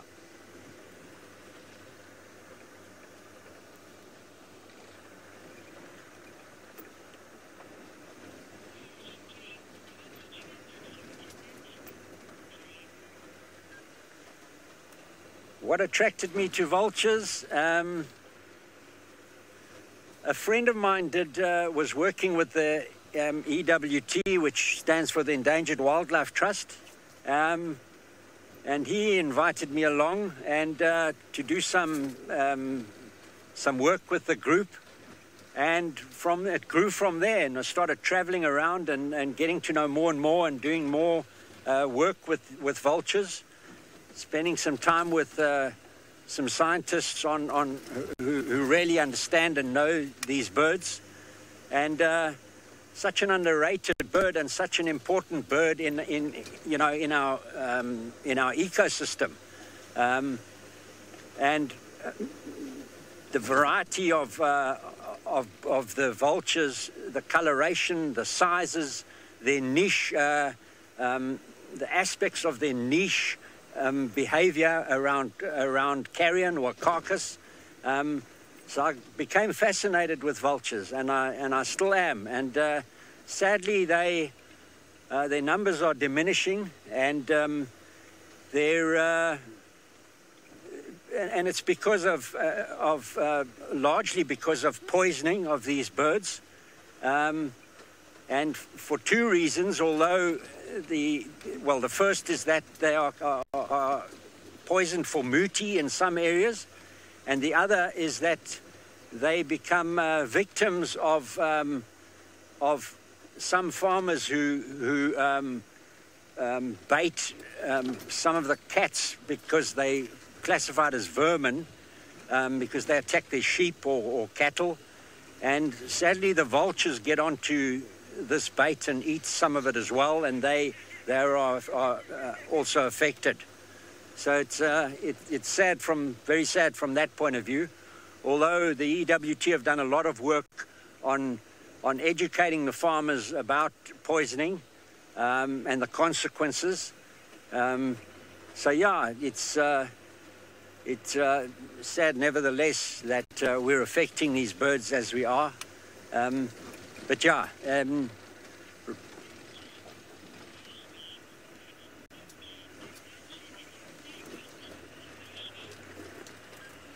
Rashni, which species of vulture is my favorite? I like them all, but I think my favorite, the one that I spent probably most of my time with years ago, was the Cape vulture. And so that's probably my favorite, but I think the prettiest vulture, I think, is the white-headed vulture, and it's probably the most endangered of our vultures. But they're all pretty fantastic birds. Also interesting, the Cape and our white-backed, which are similar in looks, are the two vultures that fly at the highest altitude. Up to 33,000 feet they've been seen flying, so phenomenal in the air.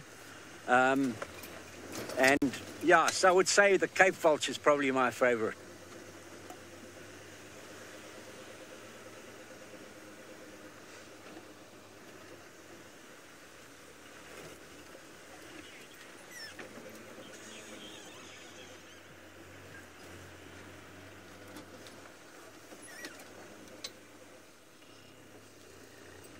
We're going to pass you to Trish, who's apparently picked up some elephants down in our west. So we're going to pass you over to Trish and come back to us when we've found something around this water. And there was no action, and then we made our way straight here to Chitwa, and that's where we are now with this adorable baby. Look at the both of them. I especially love how little baby elephants have their big ears kind of look like shaggy, like a hairstyle around them almost. It's against them. It's just the cutest. Hello? Still trying to get used to that trunk. Now, both of these look like they're under a year old. I think they both fit under Mummy's tummy at the moment. It's quite a nice big herd. They've been much bigger, but this is a nice size. And you can see what they're doing. They're eating bits, but you can also see that some of them are dragging with their legs to kick up sand.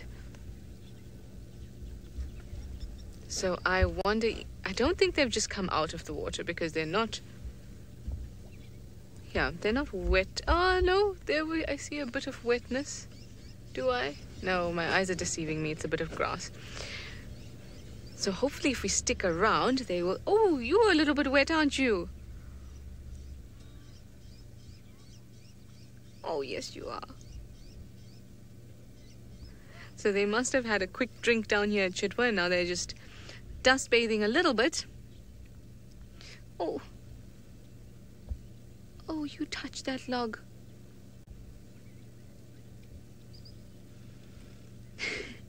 It looks like a vacuum cleaner.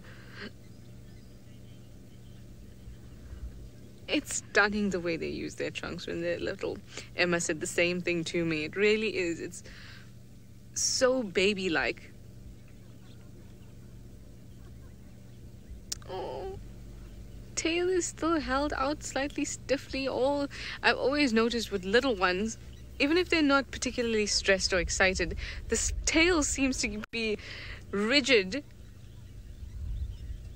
Oh, it is absolutely cute. I think you all think the same as well. So cute. And they're having a nice meal while they're at it. Now, I like when they come up onto this damn wall, so hopefully they will. Oh, can you see the one leaning on the one leg, crossing the leg? Just a little bit further down. Oh, look at him. I often see this. They'll balance on one leg or one side of their body, then they'll balance on the other. I wonder if it's their way of resting. Oh, is there some tussling going on? No, you're just freaking out on your own. Oh, wow, it seems that Jimmy has found himself a spotted cat. How lucky is that? So why don't we go right over to him to say, hello, spotted cat. It's fine, it's fine.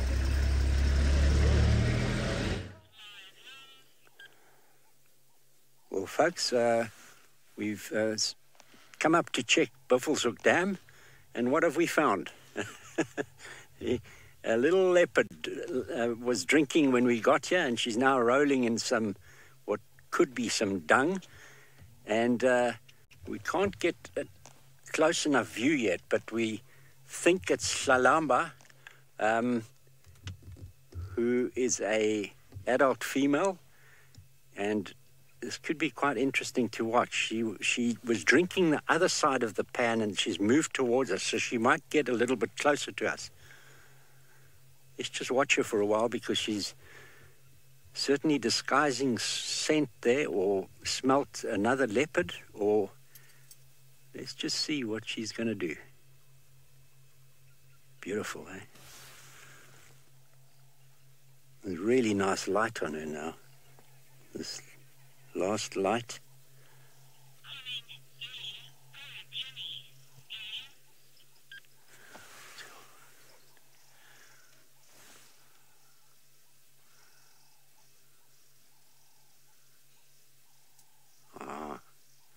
How's that, Davy? Yeah. Good. Are you full in there? Just about. See that white tip on the tail sticking out? It's like a sore thumb when she flicks. And that tail is often used as a following mechanism by its cubs, or male and female, male following a female.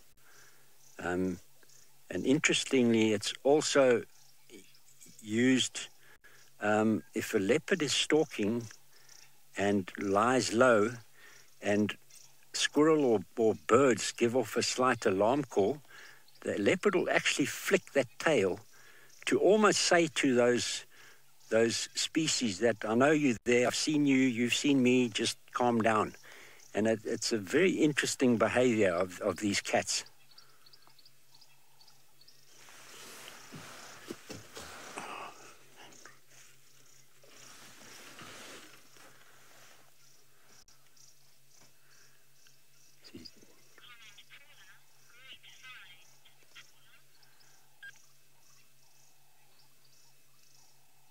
Thank you, Paula. Yeah, we were pretty lucky just bumping her at the dam here. This apparently is one of her favorite sort of areas. And she's just scanning across the water, seeing if anything else is going to... There's some impala to her west, up on the ridge. Now, she's a bit exposed to be able to surprise them. There they are. They look pretty relaxed, so they haven't seen this leopard yet.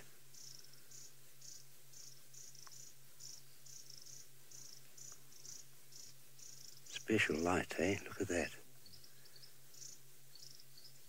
Nice side-lit shots there. See a big male. They definitely haven't seen this leopard because they would have alarmed by now. There's the one male's looking right at her, but I don't think he's seen her.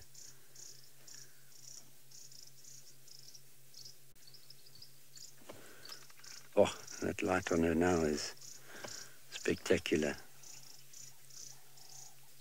See, she's not moving because she's seen them.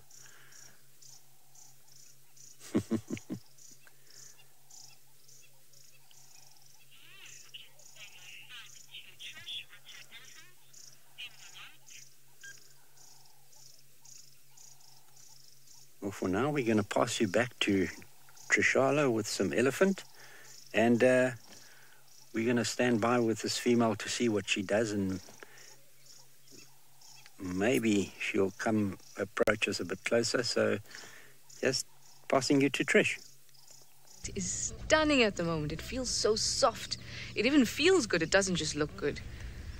Now we have our friends. They're having the time of their lives right here. I was just saying to Seb, I can't imagine that out of the whole bush and all this expanse we have, that this little bare patch is where they're having the most fun. But it seems like they are. And who am I to judge them?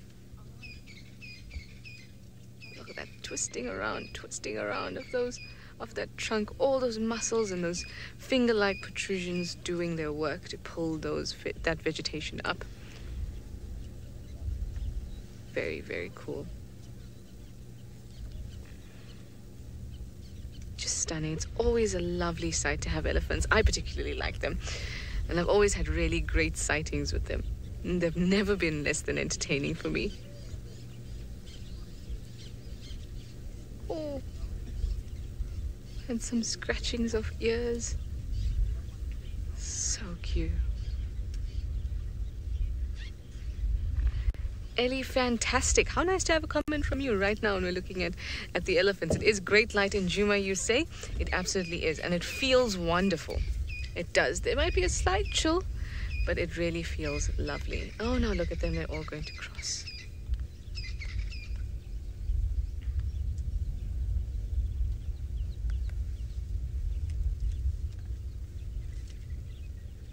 There is another vehicle in the sighting, so that's what you'll see soon. Just excuse that. Of course, everyone wants to get the best out of this sighting.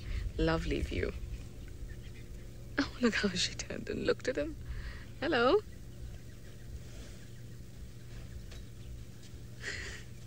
You see how she pulled her head up high and she gives them a look, and she looks, she flaps her ears, she makes herself known that she is big and strong. Yes, you stuff your mouth before you go off. Yes, you do. Stuff it up. Very cute. Well, they have gone off, so I might do the same. Maybe have a look at the hippos before I go off. In the meantime, let me send you over to Pat with my favorite. Something very cute indeed. We have come across this little cutie along with it. Oh, don't be scared. We're not here to hurt you. It's okay, you can come out. So, this is a den that we believe belongs to the Olololo clan of hyenas. And right now I can see one cub, well, I could see one cub poking its head out there, but then we have another one suckling on a very fat mum, indeed. Oh no, wait, maybe it's the one behind it that's the fatty, but one of them has a huge stomach. It must have gorged itself on something, either that or it's pregnant. But it does, just from the shape of it, it seems like it's a food baby, not an actual baby. It's, yeah, very nice little scene to stumble across. I am, as I said, just kind of on the outskirts of Owino territory where I said I was going to look. It is a big nose on that hyena, isn't it? It's got quite the snout. Reminds me very much of a dog, although they are closer to the Herpestidae, which is your mongooses and those sorts of animals, rather than the Canidae or the Caniformes, which are the more dog-like or the dog-being species. Yes, a lot of their actions bear a resemblance to dogs, I find, but their social structure actually more like that of a baboon, highly complex, very social, and very cool also to observe. I have to be honest, I haven't spent a whole lot of time with the hyenas out here in the Mara. In Juma, I spent a lot of time with the Juma clan. Crystal never gets tired of these faces, neither do I. They are just so adorable. Even the older ones, when they give you that kind of head bowed, eyes up, almost puppy dog look, it is very sweet. But can't get much cuter than a young hyena cub with their bald faces and black bodies, almost resembling a little bear rather than resembling a hyena. But this one here that is suckling, you can see it is starting to develop its spots there. So it's moving past that stage of having just a straight black coat. We can see those dots starting to develop. It's almost like streaks at the moment though. That's very sweet, very cute to watch. Nothing like cubs in the afternoon. After yesterday's events, it's nice to see some healthy, alive cubs. Well, Jimmy has been very successful on his first couple of drives, finding leopards left, right and centre. Let's go see who he's got.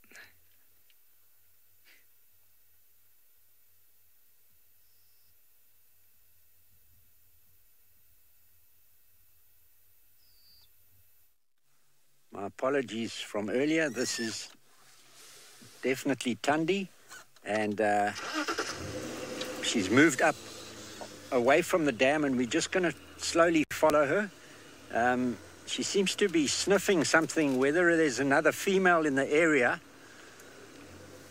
Don't know if you can see her yet there. We're going to stop just here and see which way she goes. Was that Dovey? Here we go. See that white tip again.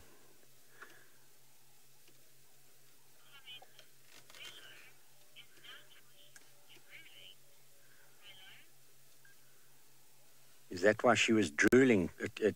I couldn't see that from that distance, but more than likely, if she picks up a scent, she could well drool slightly. Now she's interesting. Look how she's disappearing into this, looks like a small Tambuti grove. And look how those spots disappear there. I'm going to have to roll forward to stay with her, otherwise we're going to lose her in this stuff.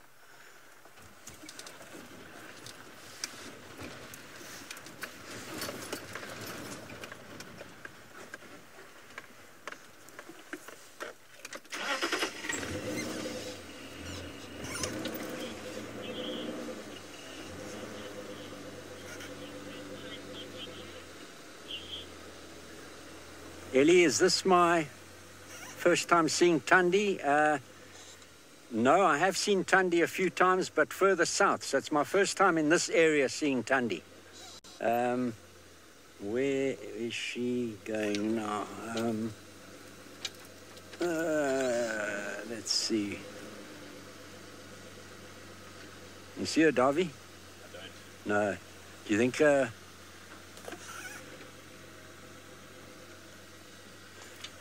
Should we try and go around maybe and see? I'm going to try and get around here. This is too thick to really get through, especially with this roof above us.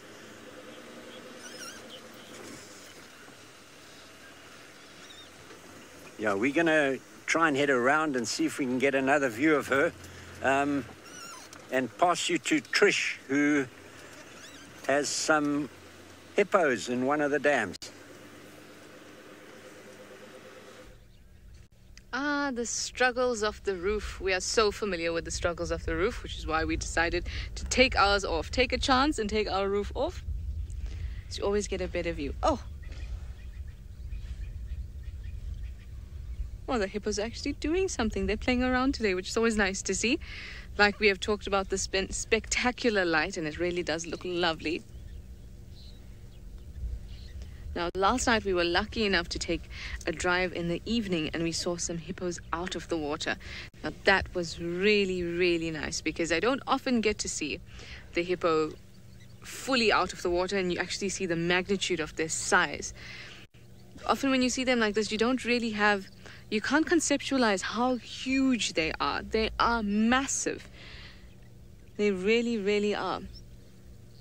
And they look very awkward on their 4 stumpy legs.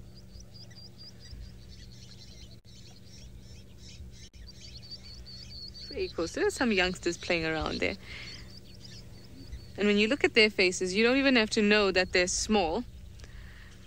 You don't have to see their body to know that they're babies.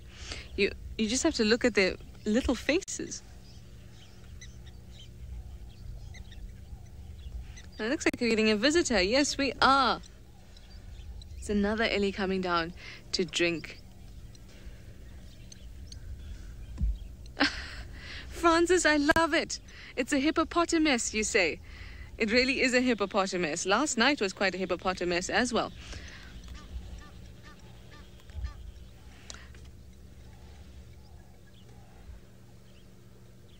Now, let me just move aside here. Sorry, guys, to have somebody move past. I'm sure. Do you think he can move past it?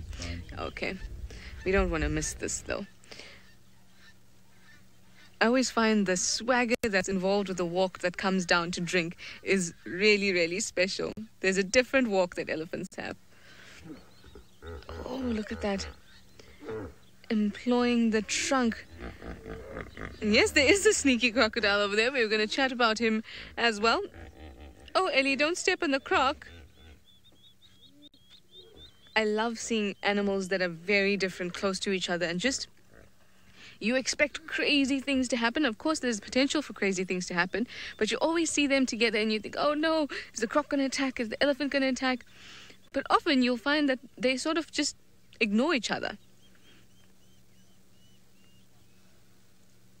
Here we have a big boy.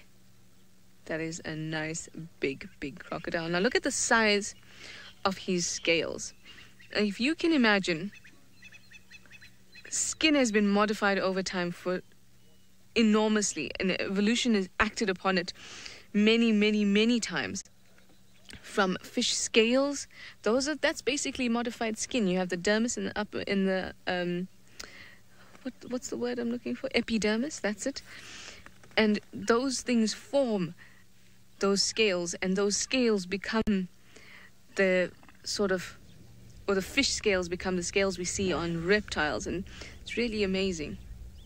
When you think of an elephant's skin, since we're talking skin, it's all wrinkly to increase surface area. It also traps moisture between that for better cooling and to last longer. But this guy, you can see he's really, really well armored. And what that is basically same skin you and I have on our hands and the rest of our body. That picks up and bends and sort of creates a little protrusion from each bit of skin, a little bit of a bend. And before you know it, it's been ossified. That means that little bits of bone have been contributing now to this lump of skin that's been pushed out. And then you get these really hard, huge scales that are really good protection for the crocodile. It allows him to be able to sit like that.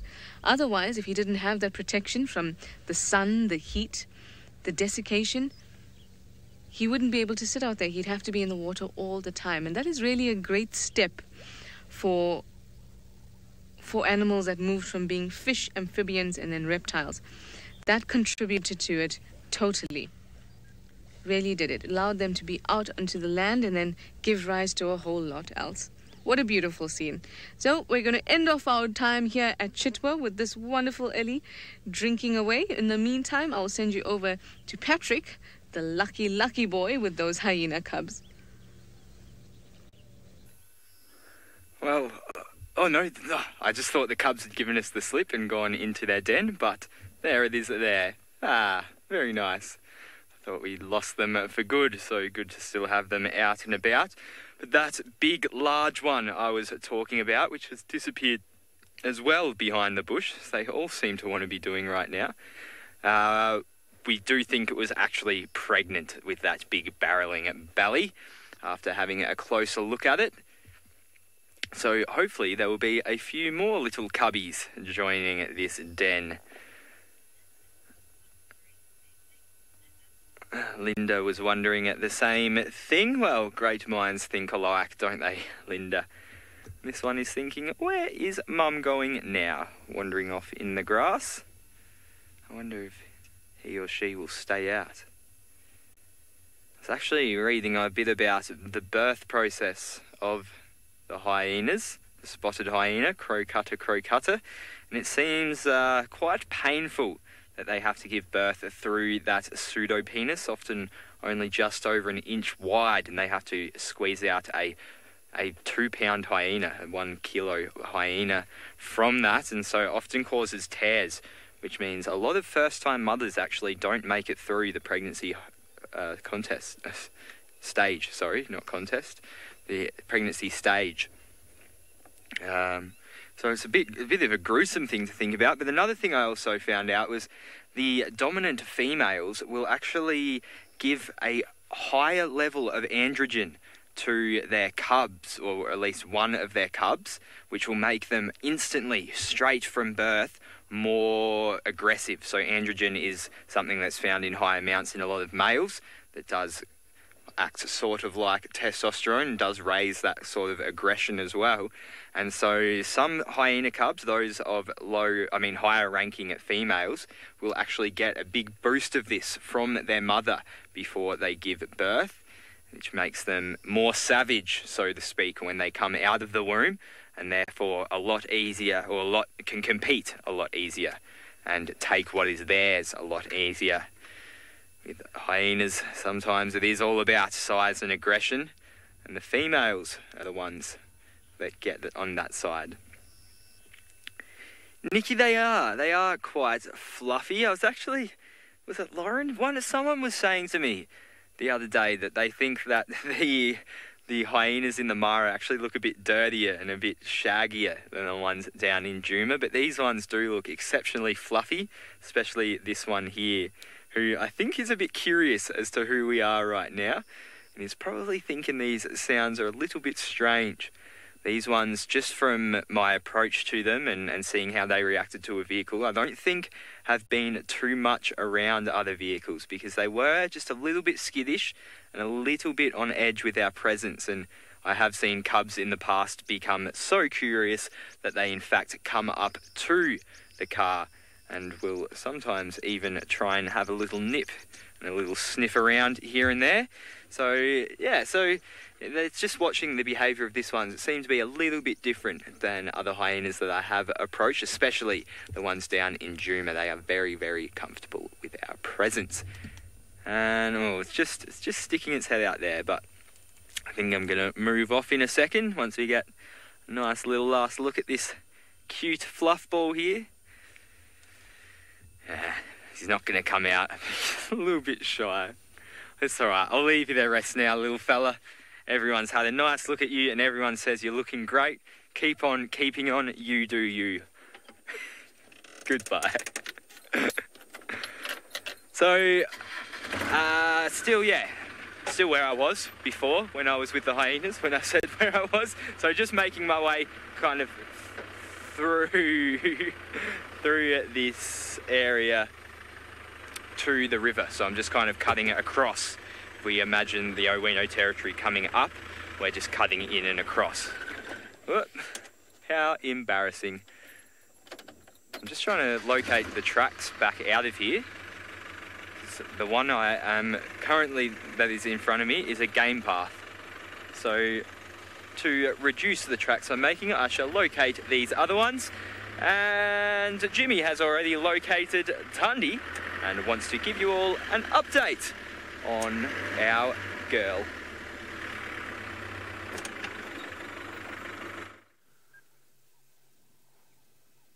We've left Tundi moving into that drainage line, and we've come all the way around because there's very little chance of us getting through that. And we think she's trying to tie up with her daughter. So we've come right around to the northern side, and we're just standing by here to see if we can hear any alarm calls or if a chance of her popping out, which is unlikely where we are, but we might get an alarm call or two. She definitely was scenting, so she's more than likely looking for her daughter. So it might be worth just standing by her for a little while and seeing what inspires us from here.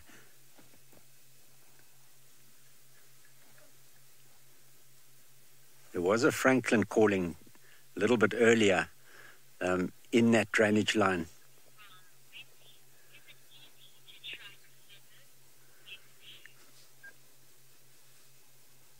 Wendy, is it a question? Is it easy to track leopards?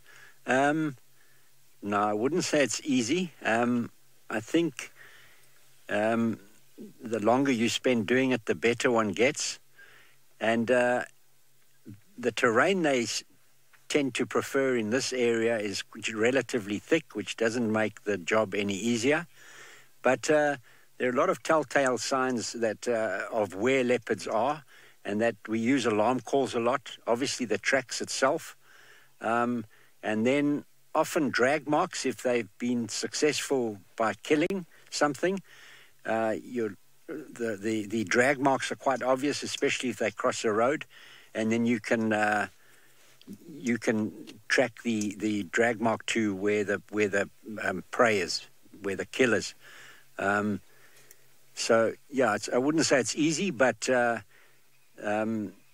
longer one spends on doing it, the better one gets. And definitely tracking shy leopards is very difficult. So they make our lives a bit easier when they're more relaxed. Now her daughter seems to be more relaxed than she is by the looks of it. So yeah, it depends very much on how habituated these leopards are, and that certainly helps our job in finding them.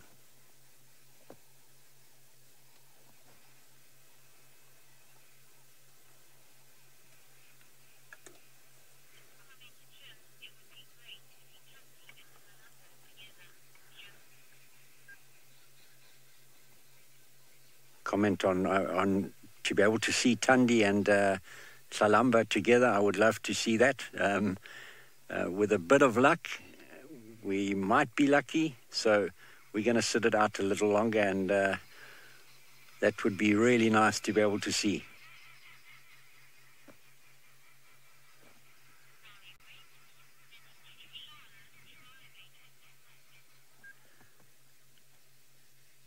We're going to stand by a little bit longer and pass you over to Trishala, who's going up onto a ridge and driving into the sunset. So we're going to pass you over to Trishala.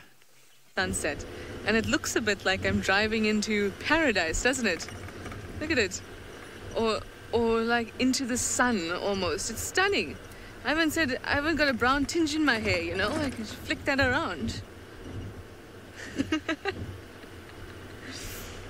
I think it's very stunning. So 3 guesses where I'm off to.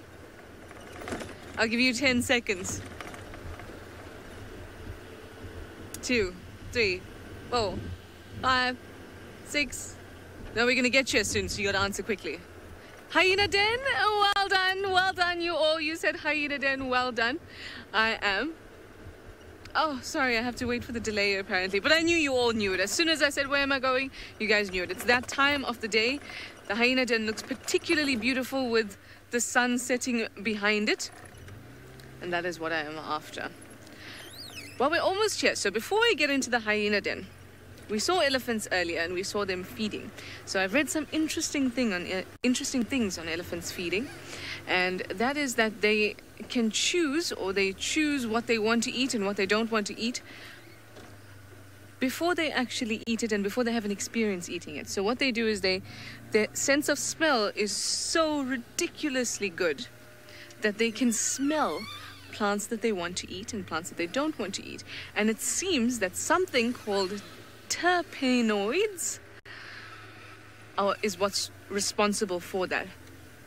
And what terpenoids are is basically scent, sort of a scent molecule. It's the things you'd find in essential oils and other such stuff. So it's things that give plants a strong scent. And that's what elephants can actually smell before they even decide to eat it. Which then brings us to our scientist for today. Oh, let's have a quick look around here first. I see somebody. We are going to speak a little bit about Otto Welch. And I see a little cubby too. So Otto Welch was born on this day in 1947, and he was a German chemist. And why was he important? Because he was the person who discovered terpenoids. Before that, they were absolutely not discovered. He actually won the Nobel Prize for it in 1910, which is really a feat. And so it's a scientist's dream to be able to be honored in that way with a Nobel Prize. So there we go, something interesting. And then to read about the elephants that have been using that exact molecule to be able to differentiate between the plants that they can eat. I think it's very, very interesting. Now, I did see a cubby. Okay. Hey, Judy girl. Let me just get into a better position. I love how she turns to look at me.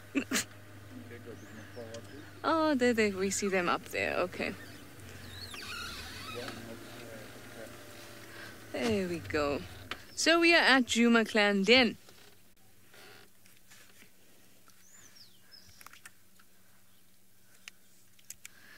Ooh, Alice, what a question. Ooh, tough one, but I would say... Where are you two coming from? I have 2 scamps that have just run across the car. June's 2 cubs. So, Alice, you'd like to know who I'd like to spend an hour with? The hyena cubs or little hookadulus? It's a tough choice, I must say. Obviously, there's the pull for the hookadulus because I've only seen the one. And from us here at SafariLive, I think I'm the only one who's seen it so far. So there's definitely that pull. It's a bit exotic, you know, I haven't seen it at all yet, or very little.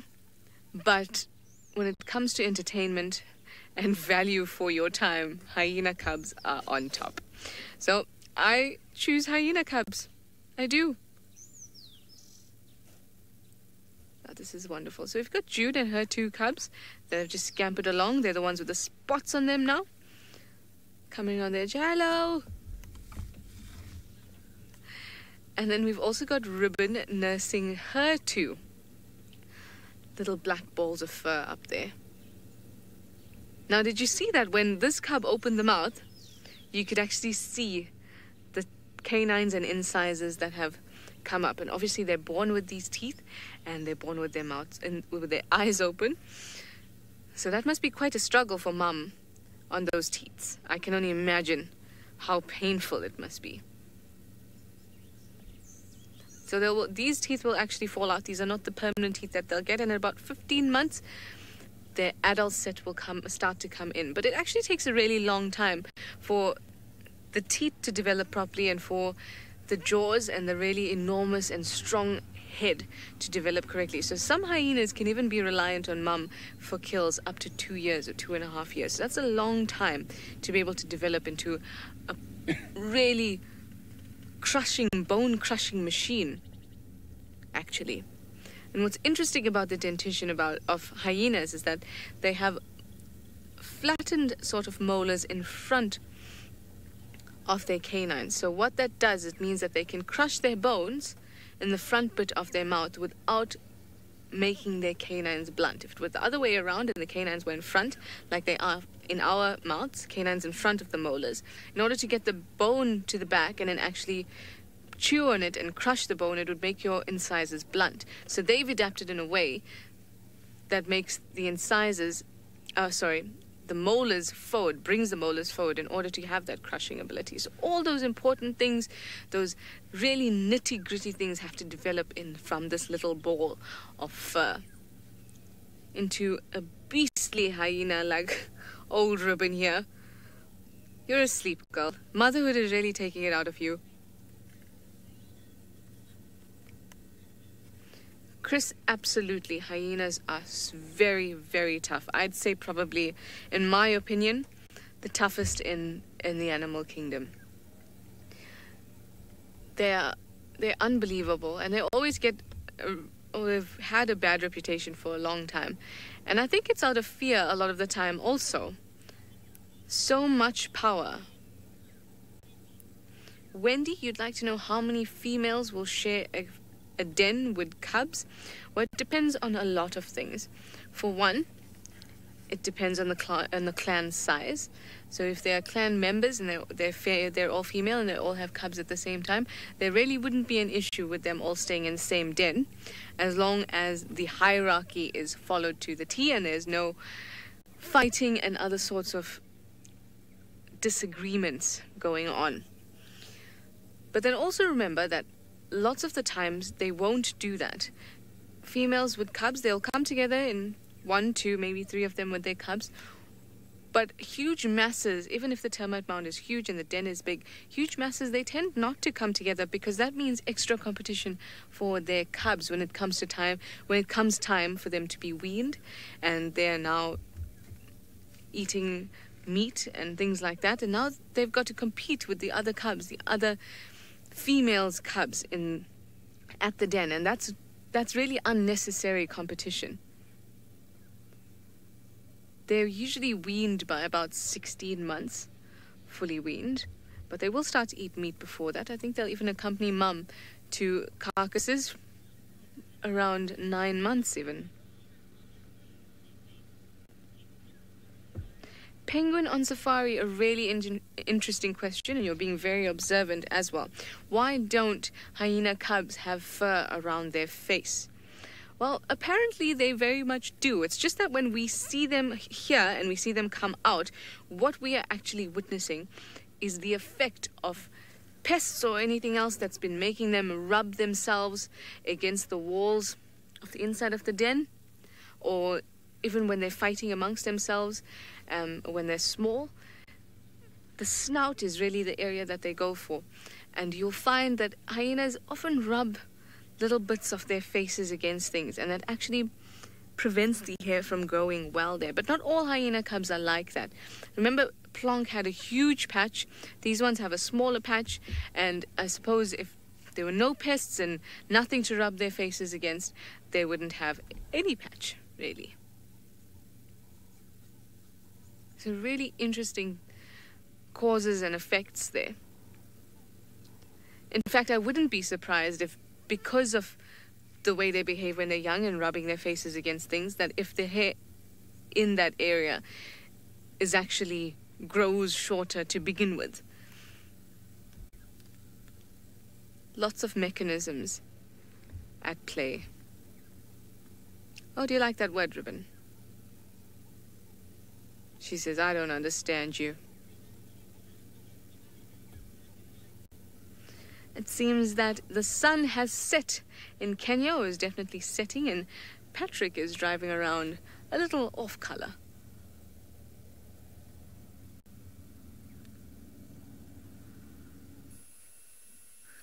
Yes, black and white, or infrared to be more specific.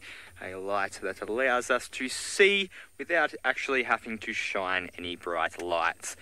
But I just thought I would stop as we check out this blaze that's really starting to spread. Of course, it is a controlled burn, but it is starting to spread. It just started off as a tiny little patch of fire and is now spread along at the escarpment there. It's starting to really pick up a bit of pace and just widen and widen its perimeter as time goes on. But it was just it was just quite a very nice sight to come across with the smoke and the sunset and the escarpment, and yeah, just thought I would stop and let you all take it in for a little bit.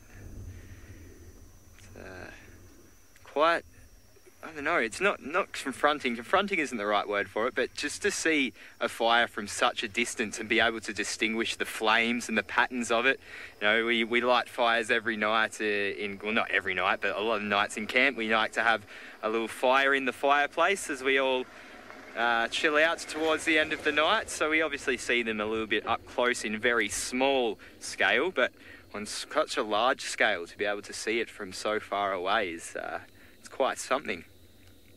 Especially because it's up on the escarpment as well. Often when we see fires, you'll just see the smoke and not really the flames, but the position this one is in right now. It's, yeah, it's just a cool little scene. I thought I'd stop and share with you all. David, yes, it is the Ring of Fire. Johnny Cash. I fell into a burning ring of fire. I went down, down, down, but the flames went higher, and it burned, burned, burned, the ring of fire.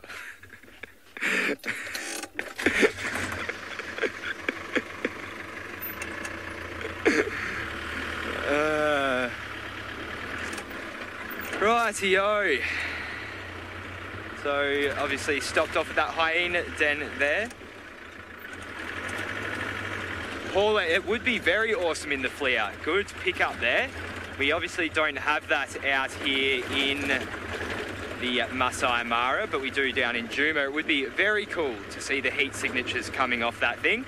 So for anyone who isn't aware, the flare, spelled F-L-I-R, is a piece of technology that we have down in Juma that allows us to see the heat signatures and of what we are seeing. So say if there's a cold animal on a warm background, it's going to stick out like a broken thumb because it will come up a different colour than its environment or its surrounding environment.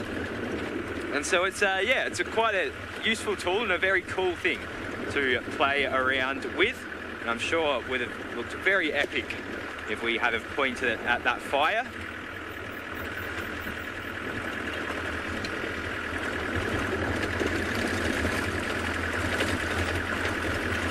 Well, it's looking pretty quiet around here. I was expecting a lot more light.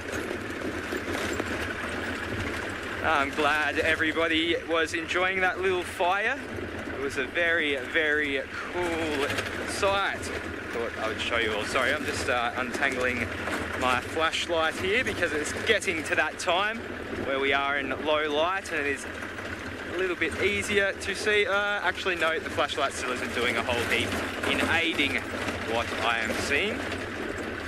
So I'll give it a rest for now. Rest these shoulders up for when they are needed. You can get quite cumbersome holding that thing up in the air. Ooh, it's started to get a little bit chilly. A little bit of a breeze. Emma's telling me I have to do the Jamie Patterson hold of the flashlight. So for anyone who doesn't know the famous Jamie Patterson hold, this is essentially how it goes.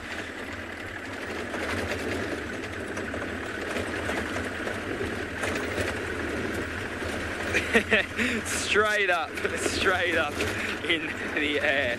I mean, she probably gets good reach and good range. I am short for a man, Emma, but it would work better if you are short like a female. Sexual dimorphism, it isn't just in other animals, it is in humans as well. Unfortunately, I got the lower end of the spectrum when it comes to height in males. But it means I'm sneaky. Not really. Not really. Animals, where are you tonight? Maybe they have been scared off a bit by the blaze, but we are a good distance from it. I can't really see why there would be any immediate danger in the area I am in right now. And I did also think that this road went more along the river. As I said, I was kind of exploring a new area of the road. The other end of this road goes right. It pretty much hugs the river.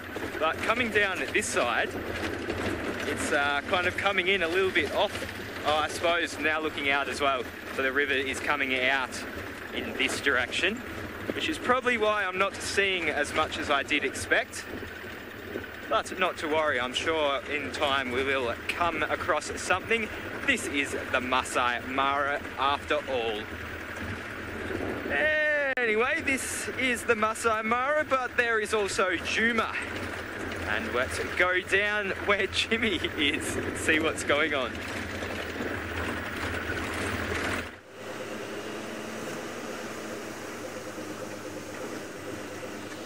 Folks, we've left that area of Tundi. The light is going quite quickly now, and she's in that big thick block, but we're going to head back into the area of Tingana and just have a look to see if we have some luck. There is a vehicle with him, so we'll go and try and get in there and see what we can come up with them.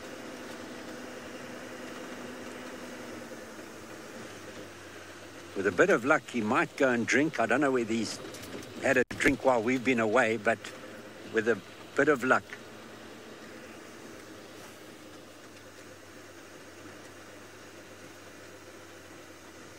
Sorry, I didn't quite get that question.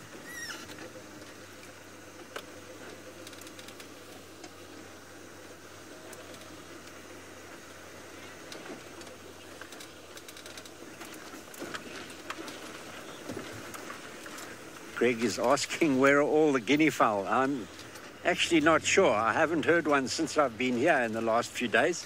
Heard a lot of Franklin, but not too many guinea fowl.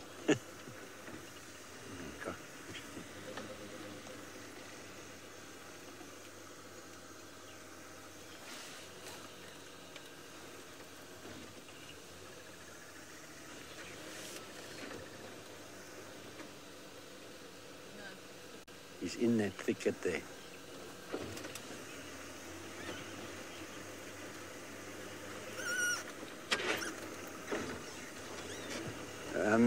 We were just speaking about that, and the way she was behaving around that dam is that she possibly is in estrus, because she was behaving as if she was scenting and looking for a male. So she might be in estrus again, but it'll be interesting to see down the line.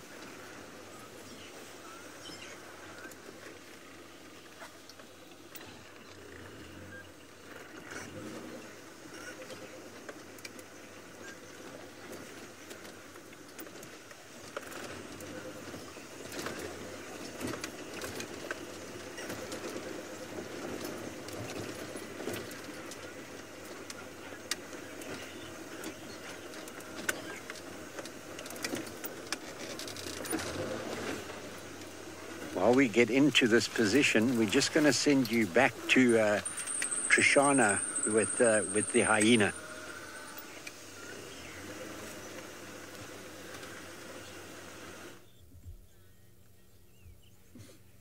Oh, how spoilt, Jimmy. You get to leave Tandi to go over to Tingana. Aren't we just utterly spoilt here? And then between that, we'll just stop over at this cuteness show.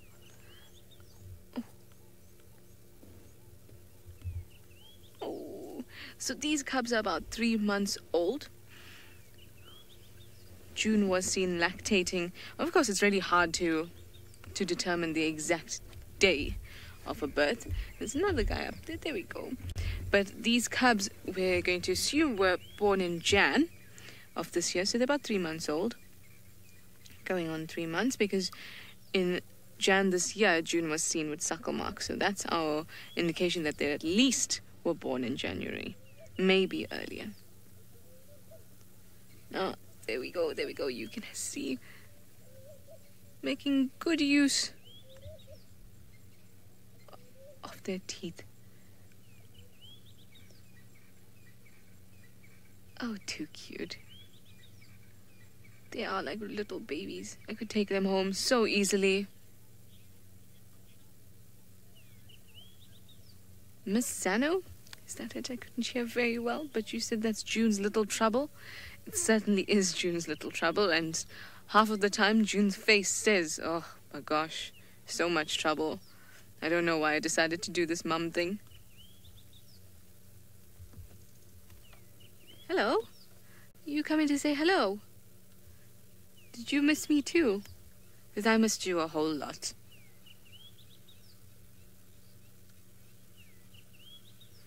Oh, please bring me a present. Are you going to? No, Emma thought he was going to bring me a present too, but then hopes were dashed. Very cute. Let's see if there's any... Oh, you guys, they're starting to move behind the vehicle now, which is making it very awkward for me. And... oh, you guys are loving this moment. It really is a stunning moment.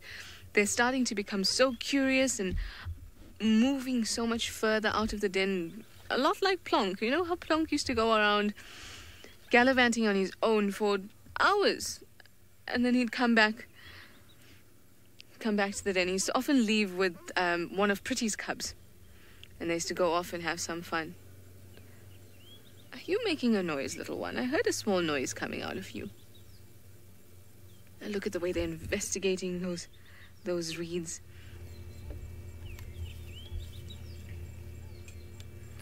Now he's actually investigating those bits. Yes, just as I suspected. He's investigating those bits of reed or bits of grass because the smell of other hyenas would have been on that grass as well. So he's smelling it and then he anal pasted over it, or false anal pasting. They'll only truly anal paste around 2.5 or 3. But he's kind of done that to inoculate his glands with all the bacteria that's found in the glands of the other adult hyenas that he needs to, or she needs to inoculate themselves with. Luna, you'd like to know how old June is? June was born in May or June, somewhere between there, of 2015. Oh, scurry off. Who's coming? Someone has to be coming. That always happens when an adult comes along.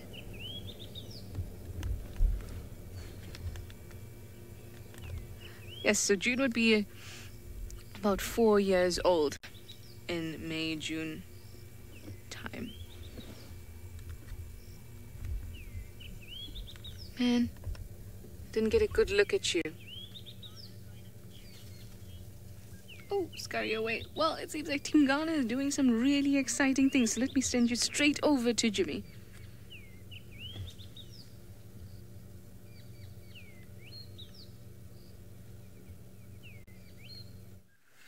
Guys, we've just followed Tingana. He's been dragging the remains of his young kudu into this tambuti thicket.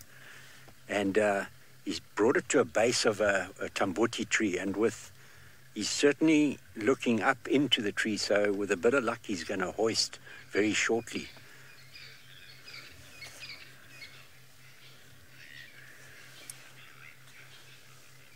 There we go. He's lifting it. You might go around the other side because of the slope of the tree.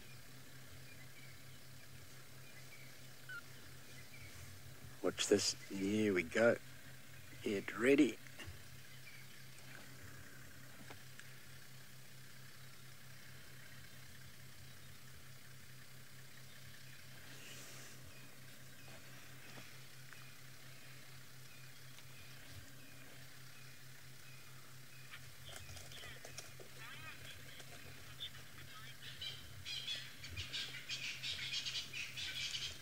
Wow, look at that power, guys.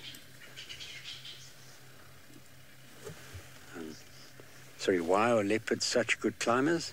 It's a great question. They've adapted and evolved to climb mainly to keep out of danger from their biggest threat, hyena and lion, which would certainly try and rob them of their kills. So that's why they've evolved to be able to climb so well. And they're such powerful climbers that they can carry over their own body weight up into a tree. I'm just going to move forward to see if we can get, or try and turn to see if we can get a better view. How's it, Greggy? How are you, boy? How's it? You well? All right. Yeah, good, thank you. Good to see you have experience out here in the bush. Go for it, Greggy. Try and get forward. Did you see him go up? This one going up, yeah, I'm going to move back if you go around here a bit, and then I'll poke in here. Okay.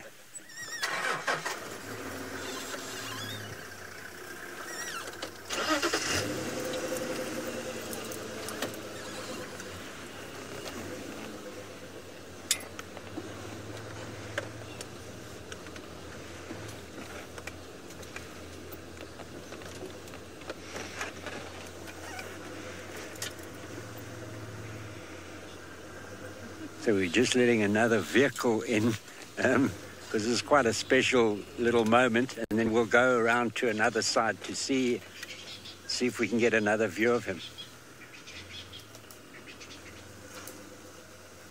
Then this kudu was killed basically 2 days ago. So he's had it for 2 days. So there's not a lot left, but certainly enough to protect from lion or hyena. It's pretty dark in there, guys. I don't know if we're going to get much more view.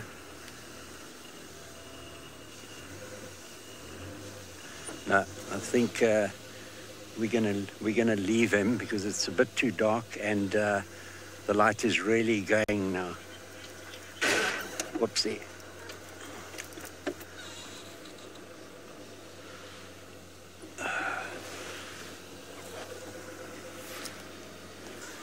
We're going to leave this leopard for now because the light in there it's very dark in there, and we're going to send you back to Trish.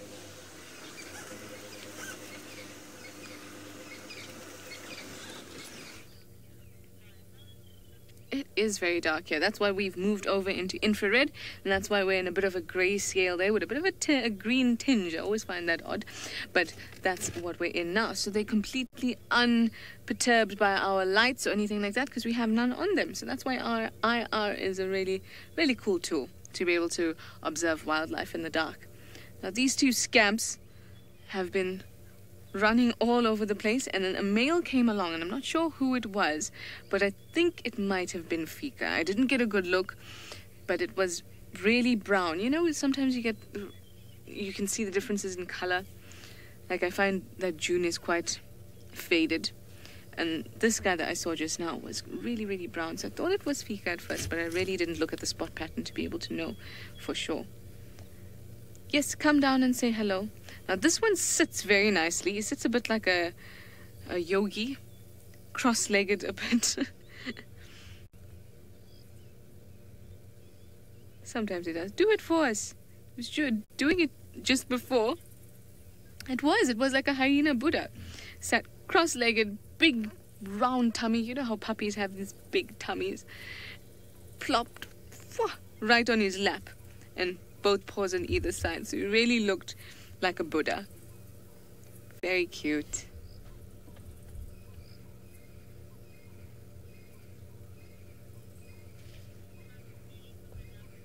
Ooh, I'd love to, Emma. Emma says I should rub his belly for good luck. Can't I just take it home instead and rub it every day? I would love that. You'll get lots of fleas. Seb says I'll get lots of fleas. Along with a whole lot of other things, I think. Tell you what, nobody would come in my yard. Oh, how was that? Couldn't barely sit down. He almost had to drag himself down. Or herself down. I haven't actually figured out the genders of these cubs. I'm still trying to figure out ways to actually ID them. Now, I know that one is definitely smaller than the other. The one that's closest to us now is smaller than the other one. And also the spots on the one that's on the far side are much darker than the one closest to us. And in terms of dominance, it's still a bit hard to tell. The older one obviously is bigger, and we all know that it could have been bigger just from the fact that it's more dominant and would be feeding more often and have a better feed off mum. And that the smaller one is obviously in a deficit just slightly, which is why it's a smaller size. But when you see them interact, the small one is really, really feisty. And it could be that the smaller one is dominant. Maybe something's happened along the way, or maybe the genes are just a bit different, so they're not developing at the exact same pace. But like I said, it's hard to tell. Now let's see if they start to suckle and we can actually see who takes prime position against mum's tummy and who has to stick out the back. Oh yes, you need to say hello. Do you know that's the other cub is near actually Ribbon's teeth there. Harshal, you'd like to know what a hyena cub's success rate is. Well, in terms of percentage, or the way that we think about it, I would say... Where did the cub go? Oh, on the other side. No, but those are June's cub. That one was just trying its luck with Ribbon's teeth there. The success rate of these animals could be as little as 50% in their first year. The first year is a really vulnerable time, and you'll find that 50%, or that ratio, often with predators. You find it with lions, you find it with leopards, because that first year, these animals are really vulnerable. They all work on a similar sort of scenario where if they survive to a year, then the odds of them surviving to adulthood is much, much higher. And they're all exposed to bits of infanticide, especially at this age. If there's a takeover or anything like that, then these guys are the first to go. They're the most vulnerable. So to make it past the first year is the biggest hurdle for most cubs. And that goes for lion cubs, leopard cubs as well. Also remember that for lions and leopards especially, when you do kill the cubs, it brings the mother back into estrus, so she's able to mate again. So now the new male that comes in doesn't need to invest his time and energy into somebody else's cubs, and now he can sire his own cubs and invest his time here. Hyenas, it's a little bit different because it is a matriarchal society, and basically the females call the shots, and there is really no way to reproduce and engage in reproduction if the female doesn't agree to it or doesn't want it to happen. In fact, this pseudo penis that she's got is a urogenital canal. So apart from her copulating with this area of her body, she's also going to urinate through this area of her body. So if at any point she decides, or soon after she mates, she decides that she actually doesn't want this person to be the father or that hyena to be the father, she can quite simply weed through the same canal and wash away sperm, which is amazing, I think, because you can sort of choose fathers if you want. Really, really amazing stuff, these guys. And that's something that I feel is quite unique to hyenas, that ability to have one canal for both those jobs. It seems our other spotted friend is down the tree, and of course, I don't mean Jimmy, I mean Tingana.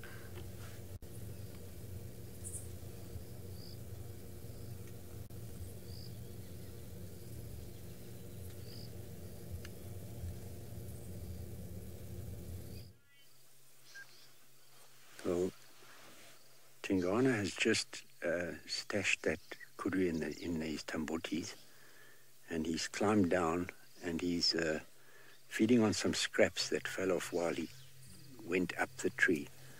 So we're just going to stand by with him a bit and see where he moves to after he's fed on these scraps.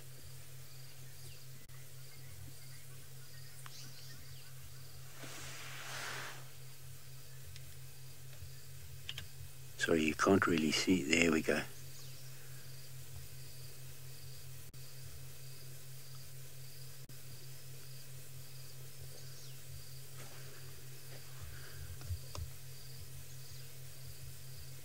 The problem with those tambuti trees, it's fine for stashing young kudu.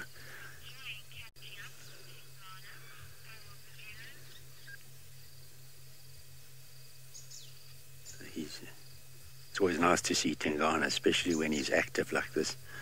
Sadly, yesterday he was a bit dormant.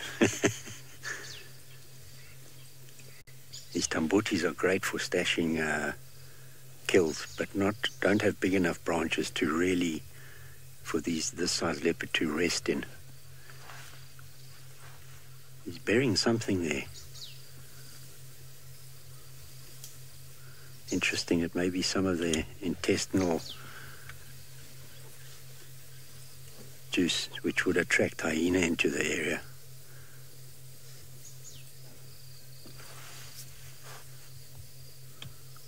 Nice big boy, huh?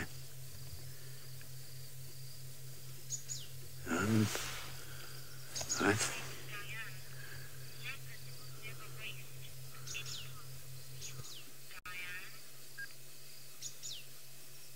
Leopards eat everything from a carcass that they can. The only things they would leave is part of the head and the bigger bones that they wouldn't be able to digest. Like I'm suggesting we go around. I think he might go to the dam, so I'm going to shoot around to the dam and see if we have some luck with him drinking.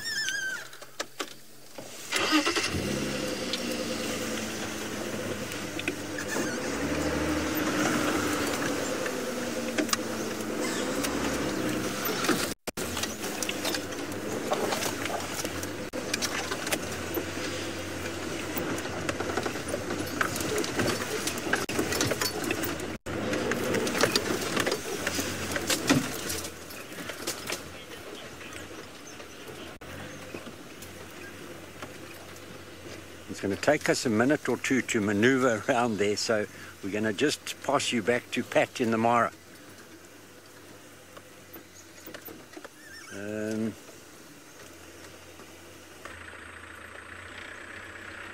Well, I did get reports that the Olololo Pride was still around, sorry, my light there, was around the Olololo Gate this morning. So there was 4 females spotted. Unfortunately, the mother of the cubs, or the suspected mother of the killed cubs, was not seen with them. So what has happened to her after that, I'm not sure, but I just thought I'd come down and have a look around and see if I could pick up on the Olololos.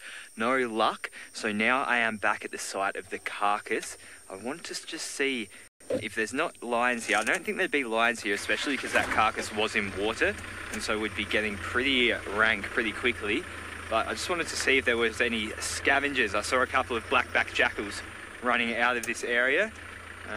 Just bear with me while I find a good spot to take a look down. There's a couple of other cars around, which also made me think that there might still be something lurking about. Oh, there's lions. Nice.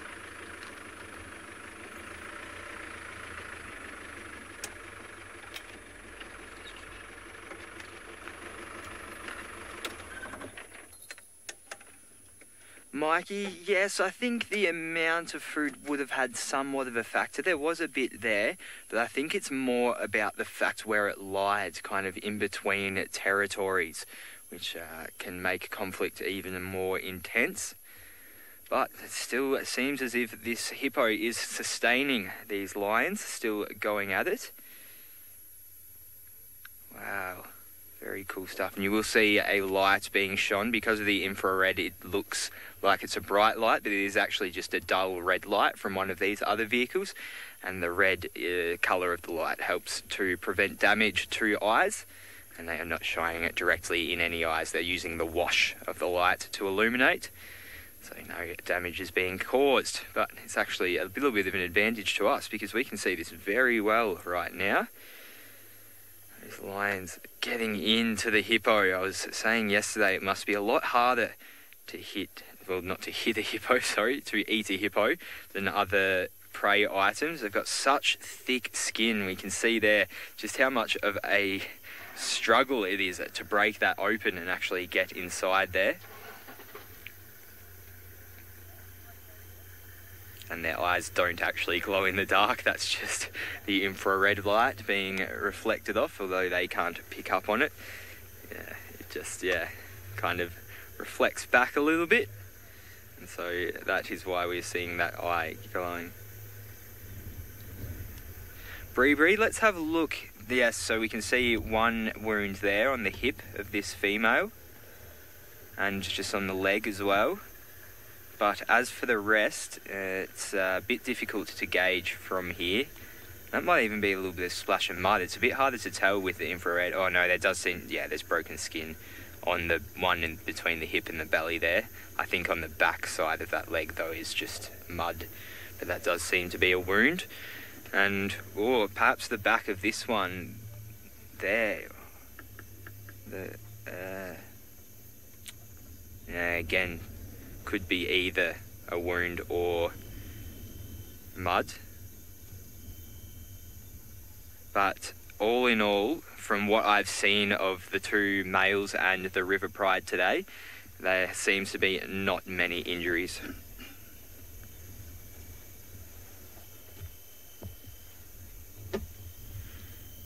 Something Heart, sorry, I just didn't catch the name there. Something Heart, Fiery Heart, I believe it was. Well, I think the cubs must have, yes, they did get caught up in it.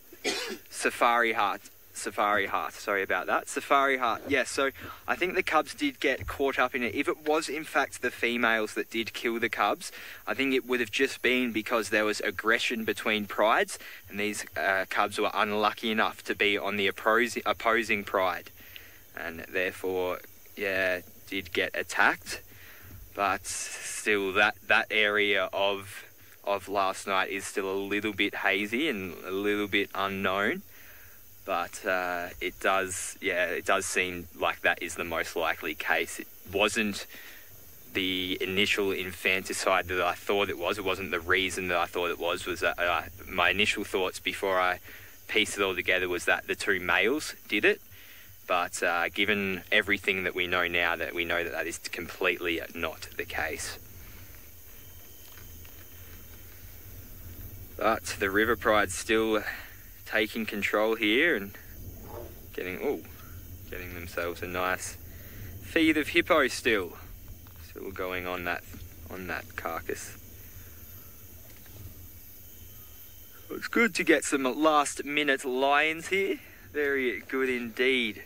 I wish I could have caught up with the Olololos just to see the conditioning they're in and how they're all going after last night's dispute, but I could imagine they would be quite hard to find today. Probably a little bit panicked, a little bit skittish, and a little bit shaken up.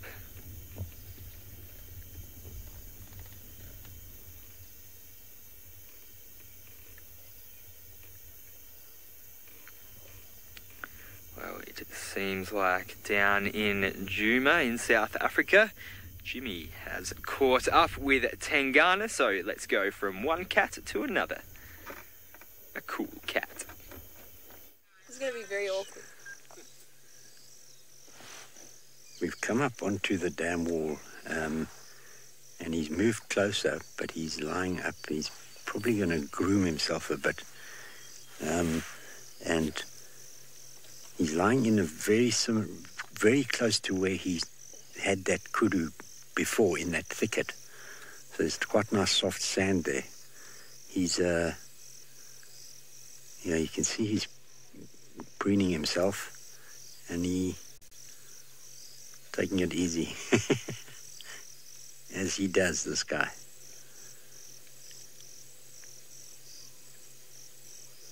He,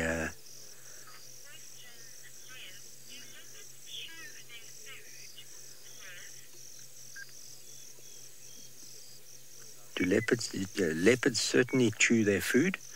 So it's an interesting question. When they kill, here's a hyena coming down the road. This could get interesting.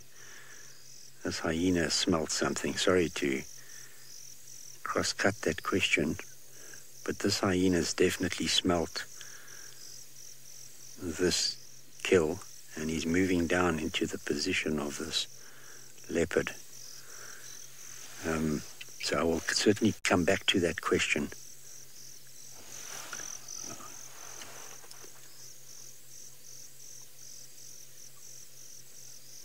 Interesting to see the reaction of Tingana now.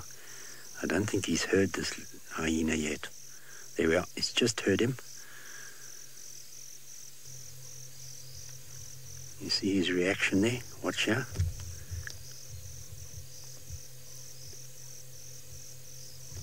It'll be interesting to see what he does here, because it's a single hyena, and you'll want to make sure exactly what is it, how many there are and what's happening before he makes his next move.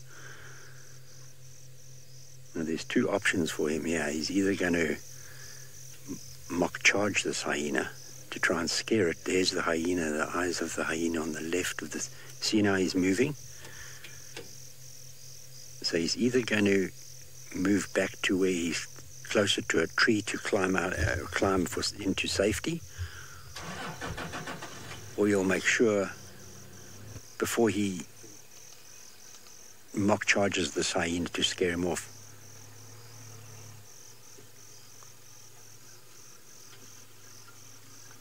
There's another vehicle down there following up on him, so we'll just stand by and see, get an update from them as to where he goes. In the meantime, we'll try and keep an eye on this hyena.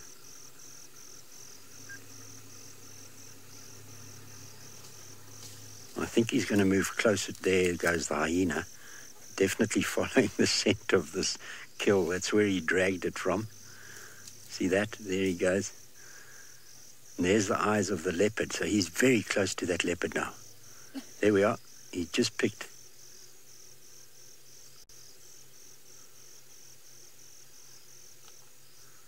There, you see the eyes of the leopard? There we go. There's the leopard. I think he's going to try and move this hyena away, and in the same time get closer to a tree to climb up if he has to.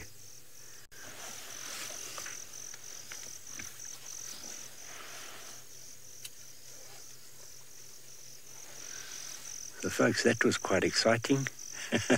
Bit of action. And just quickly getting back to the question about, do leopards chew their food? They certainly do. They have very well pronounced canines for killing prey, and they have very strong molars and premolars and scissor-like shaped incisors for cutting skin open and then chewing on flesh and even small bones and stuff. So they certainly do chew their food. They don't swallow it whole as such. In the meantime, while we wait for another update, we're going to we're going to send you back to Pat with some lions.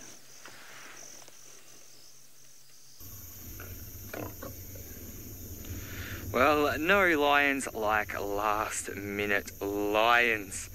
Very, very nice way to round out today's drive by watching them feed in a now peaceful area.